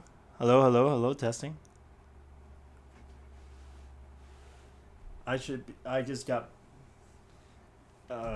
yeah, okay. Cool, so we should be good. I am back. I just, like I said, I just went on a restroom break. Could you give me a, oh, okay, cool. You're good, Nail. Roll me a d20. I'm still looking for a d20 to see if you can persuade the others to do the same. And I would say that the rest of your party members don't necessarily seem inclined. Dasher seems hell-bent on like finishing Rudolph once and for all. Like he is about to bolt forward and just try to attack. Grinch is like just Grinch. Mombi is just chaotic, hey, having fun. You might convince Turkey Tom and Yara. Turkey is just also bloodshot. She has or he has basically his weapons, his range weapons ready to just fire and shoot down the reindeers. All right, so, ooh, I just cracked my neck. Okay, so, unfortunately, you are unable to convince. So I would say Yara throws out a rope. Yara has a rope. So for the most part, everyone else don't necessarily seem to be hearing you amidst this things going on, except for Yara, who has a rope on her and she's gonna throw it out to you. So you're at least connected to Yara. While the rest are just gonna keep. Mr. Grinch doesn't really care to join the rope. He's like, whatever. Mombi is going to start flying off her broom and is going to deal with this reindeer, while Dasher is going to also basically start flying, heading towards. But in the meantime, just to describe more about the slide, there's also, to help you guys though, there are icy borders essentially that kind of like wall off the slide to prevent you guys from falling off or veering off the path. However, they begin to they also scale up on the ceiling, forming essentially like icicles. And I need you guys to roll me a d20 for a saving throw, for a dexterity saving throw.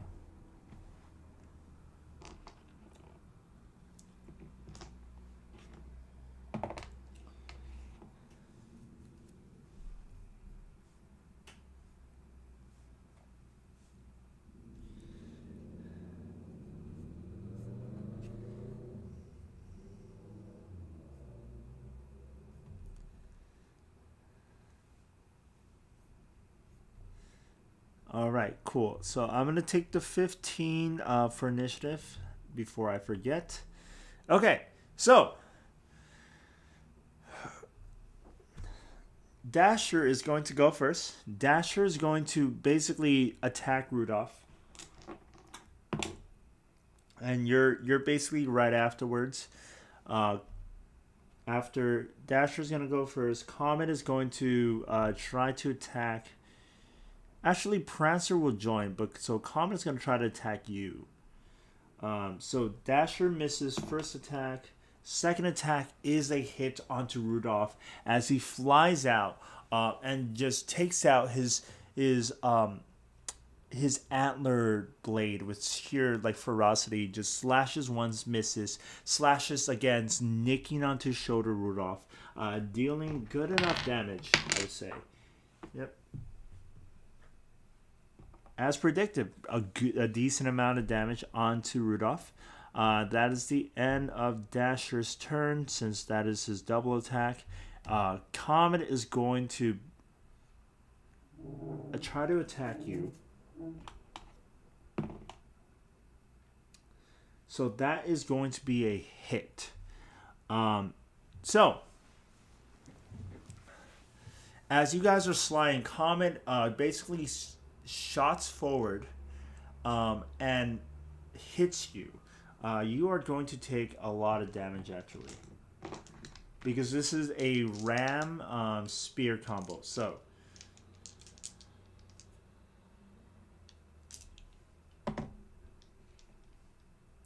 six. Ooh, I also rolled 6.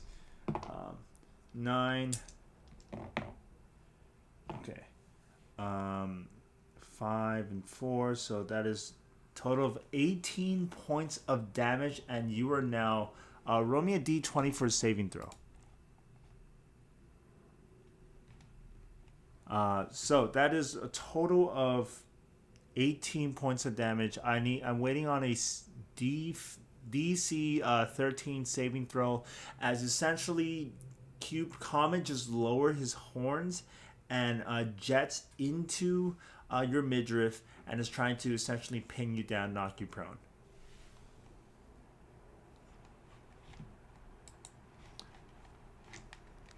Also, hello. I see we have a new additional viewer. Welcome to Twitch plays D&D, and welcome to YouTube Live plays D&D. If you have any questions, feel free to ask away.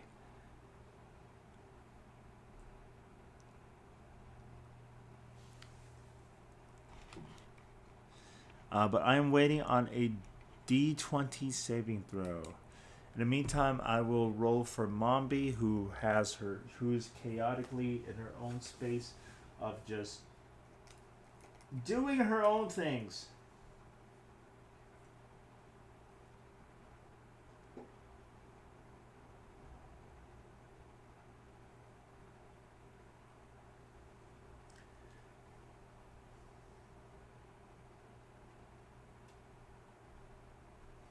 Ooh.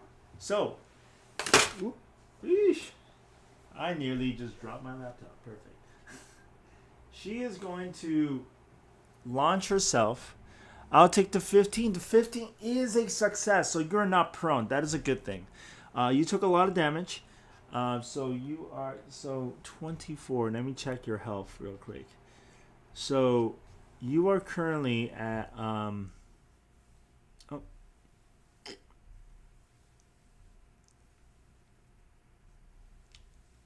wow. So let's see. Did you take damage before? Yes, you have. So you are currently at 7 hit points. 7 out of 31. So they have taken a lot of your health, just to keep that in mind. Yes, the Ram Spear combo is a really disgusting, really tough combo. Alright, so Mombi is going to do her own Ram attack. So she is going to essentially skyrocket into Dancer. She's going to swing her broomstick, which will basically as an attempt to hit. How this would work, let's see. Or basically that's how this works. Mombi is going to roll with a +5 to hit. Okay. That is a hit. Can you roll me a D20?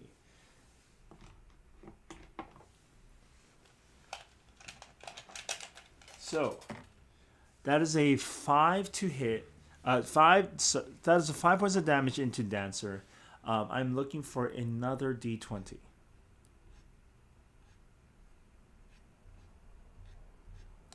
And then we'll move on to the others' turns. Mr. Grinch actually is going to be around here. Is going to cast Bane. This is a perfect spot. So up to 4 enemies. This would be here. They need to make a saving throw. Fail. Wow. Okay, so Donner succeeds, but Rudolph fails, Comet fails, as well as Dancer. They failed as well. Okay. That is great. Prancer is going to attack Dasher.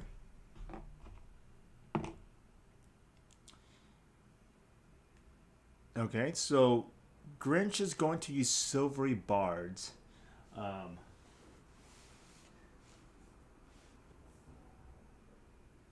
So Prancer would have hit Dasher, but nope. Okay, so that is a miss from Prancer. So, Mr. Grinch is clutching out. That is the end of Prancer's turn. Vixen is gonna go to where, let's see, 10, 5, 10, 15, 20, 25, 30 to where Mr. Grinch is at. Is gonna try to attack. So go to fly over here. Let's try to attack Turkey Tom. Donner will try to attack Yara. Okay, so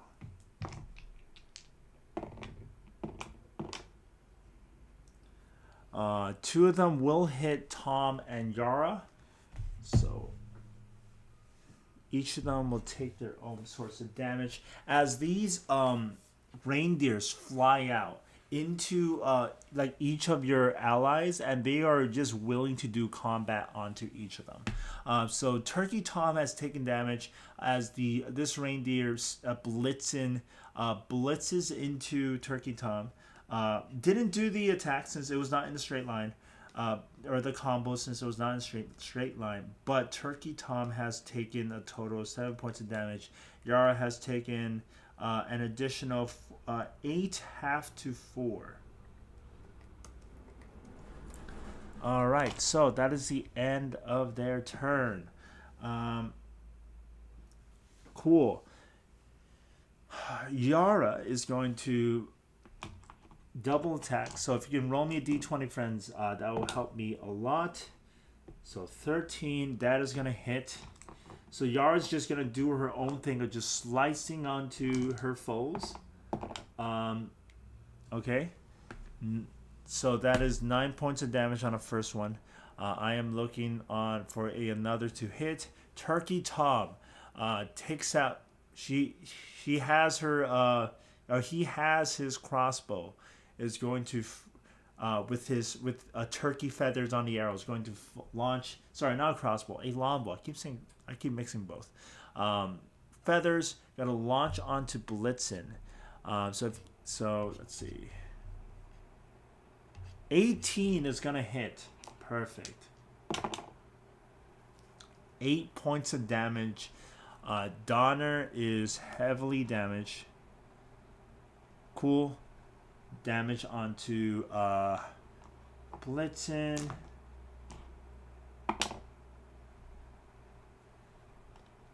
Okay.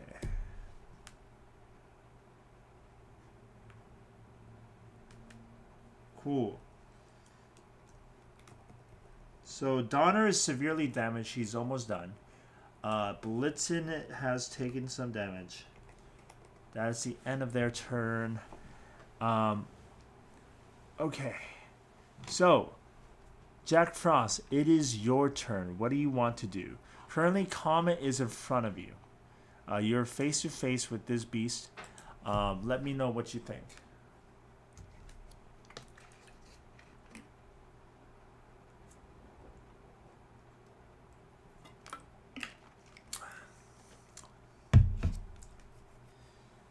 If we want to attack Comet, just roll me a d20 and I will do the rest.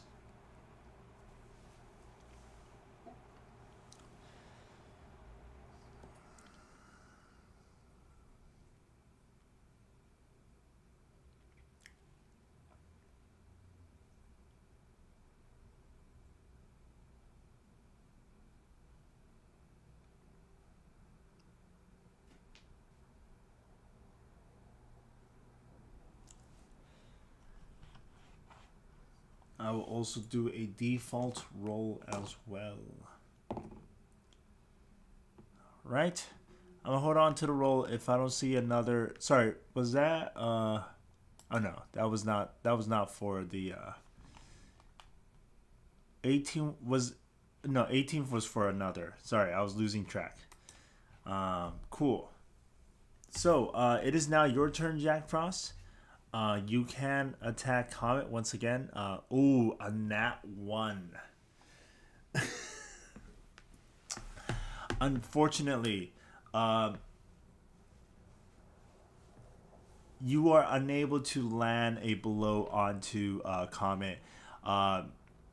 You try to stab into Comet, but you're not able to do so. We'll just leave it at that, you know? So that is the end of your turn because there's not much you can do. It is now, let's see. It is now Rudolph's turn. Rudolph is going to launch a beam point blank into Dasher. He just wants Dasher to be done. That is a miss as Dasher dodges sideways. Rudolph is going to slash, hits into Dasher. Dasher will take an additional 9 points of damage. That is the end of Rudolph's turn. All right, cool. Top of the round. Dasher is going to attack Rudolph. So that is a hit onto Rudolph. So let's see.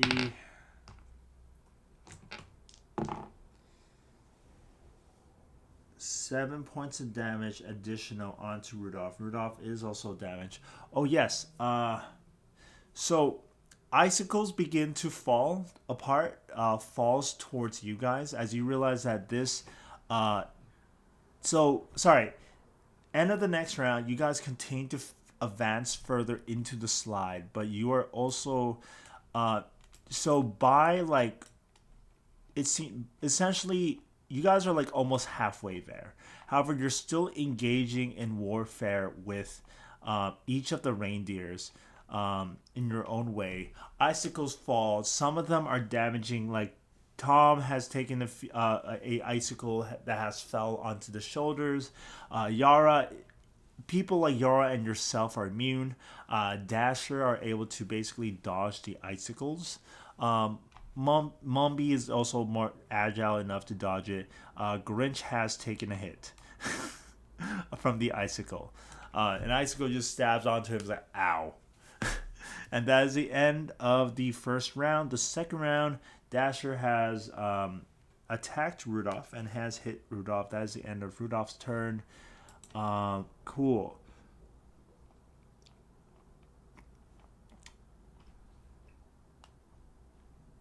It is now Comet's turn, who is going to try to attack you. Misses. That is important. The Grinch. Oh, yes. I need to keep remembering to roll the d4 for Rudolph. I keep forgetting. That's okay. So, the Grinch is going to use an ability since he is close up front.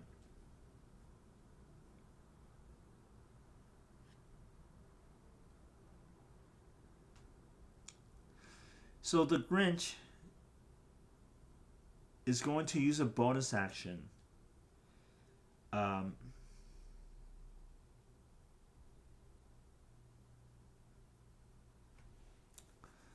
So he takes out a pack of sauce. He bites into the sauce because it's an arsenic sauce. Vixen needs to make a con saving throw. And so the Grinch is going to use cutting words because he can. I believe. Hold on, let me check cutting words because I'm pretty sure you can do so.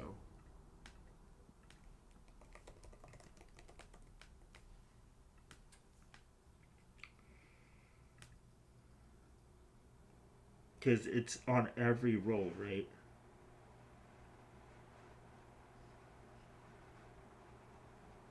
Oh, no, it's not cutting words. Is this silvery bards?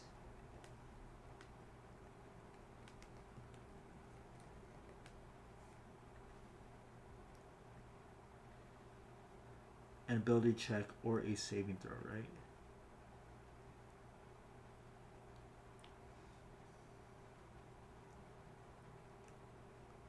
Okay, so he is going to use Silvery Bards onto Vixen with his reaction.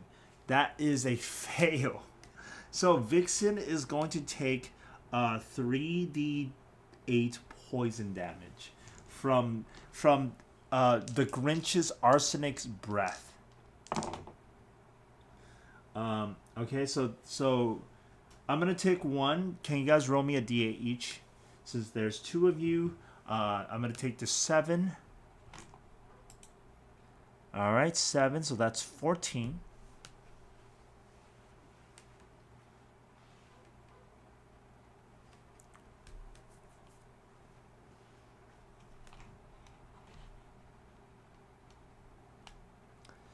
I'm looking for a magical number because Vixen might be done.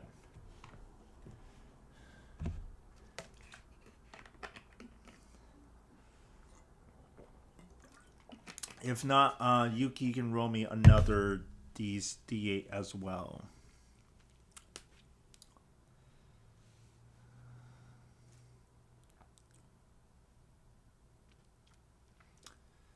All right, so that is actually the Grinch.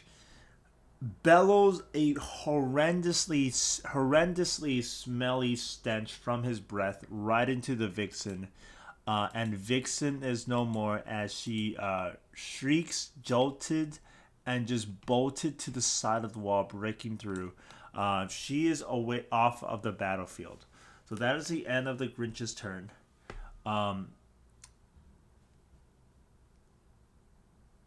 Prancer is going to attack. Mombi is going to use her. She's going to use her blade again. Oh, wait. I did not roll to attack for Mombi before. Okay. That is a hit. So, she'll roll again to see if I.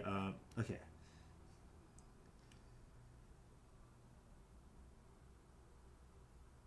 So, Dancer has to make a Constitution saving throw, or take a lot of poison damage.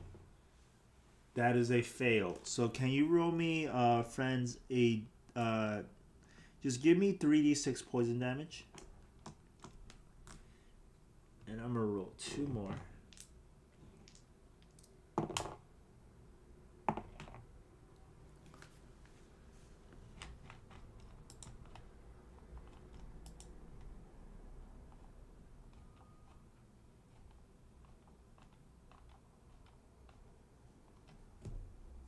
Alright, so that is a total of, let's see, 10, 14. Alright. I'll default roll 2 more rolls, but I'm looking for 2 more d6s. Okay.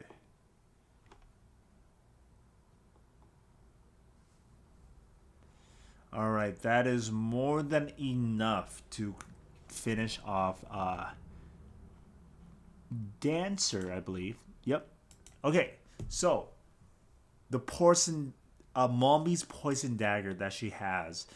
This, by the way, this is this is around the first time you would see a spellcaster just barrel straight into melee combat as she sinks the poison dagger into Dancer, and Dancer is completely suffer from massive poison damage, and also barrels out of the fight. Dancer is dead,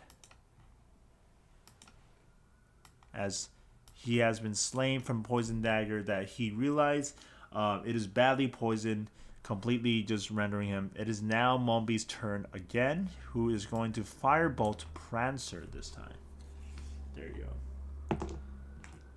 That is going to be a hit onto Prancer. Prancer takes 8 points of fire damage. And that is the end of Mombi's turn. It is now your turn. So, if you want to attack Comet, feel free to roll me a d20 to hit.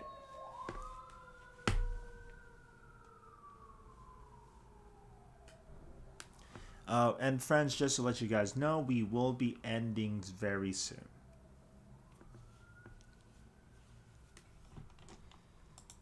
Alright, 14. That is a hit. Perfect. So, I keep pressing the bell. Alright, cool. So, roll me a d6, and I'm going to roll the other d6.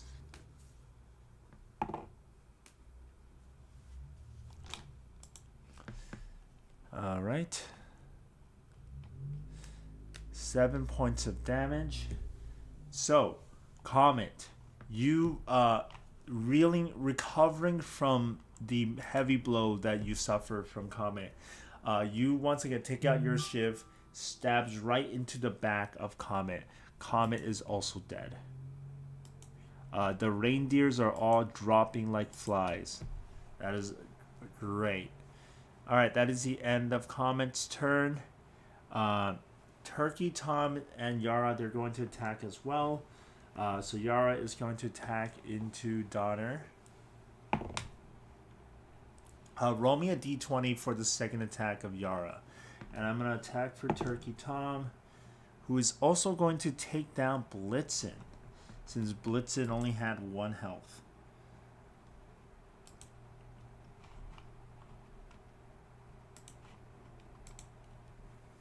All right, I'm gonna wait. I see that Nails is still here, so Nail, if you want to give one more roll, feel free to do so.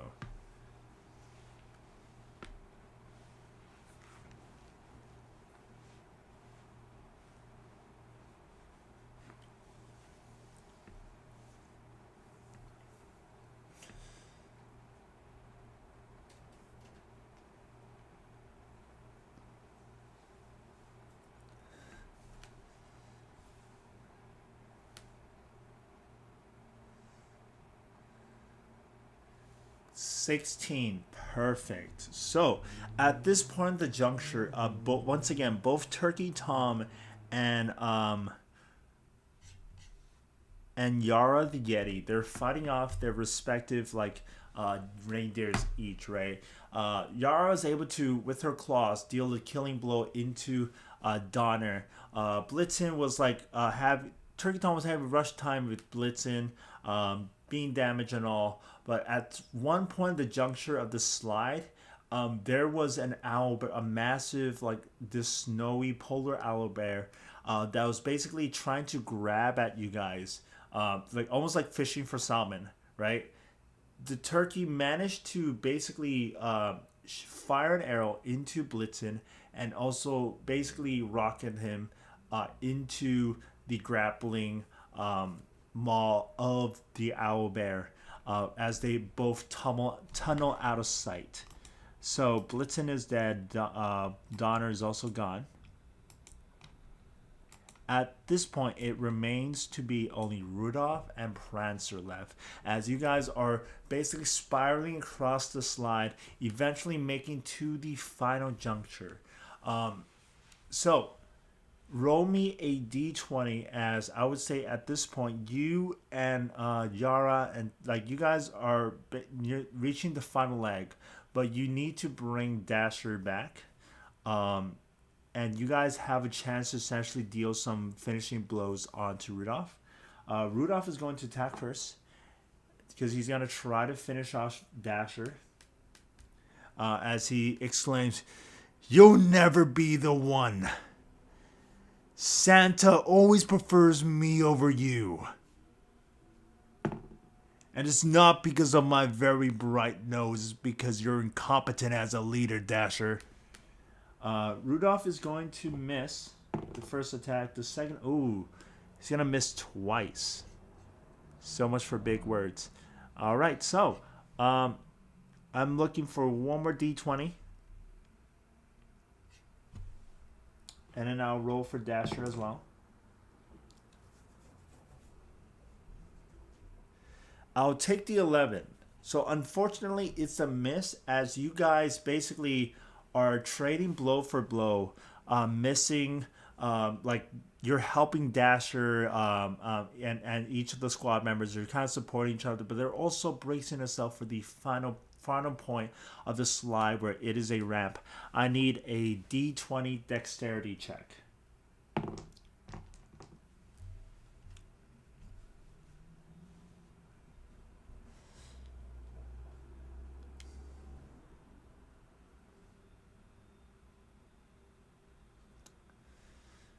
All right, I'll take the 15.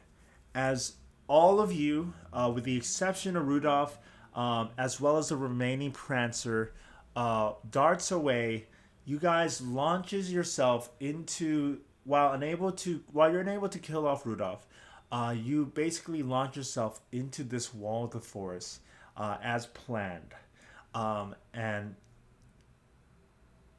everything goes to black for a second. You expect to feel like a thud or even a crack in your bones, because you guys basically plummeted, or basically rocketed into this wall of the forest, right? However, you open your eyes again, and you see that you are... Sorry, let me go to... You expected bones cracking into hard timber, but you landed onto the soft snow, and you look around and you saw yourself staring at the entrance of none other than Santa's grotto. And friends, this is where we will end tonight's session. Thank you all very much for being here, folks. This has been the first part of the one shot of TikTok Plays a D&D one shot. So we actually did pretty well. We gone through the first two parts section of the battle. The next part is going to be a puzzle section, which is going to be tomorrow around the same time at 4 p.m. PST. But yeah, thank you guys so much for being here, folks. Once again, I should be able to do this again around 4 p.m. PST, and we'll be able to end the fight by then.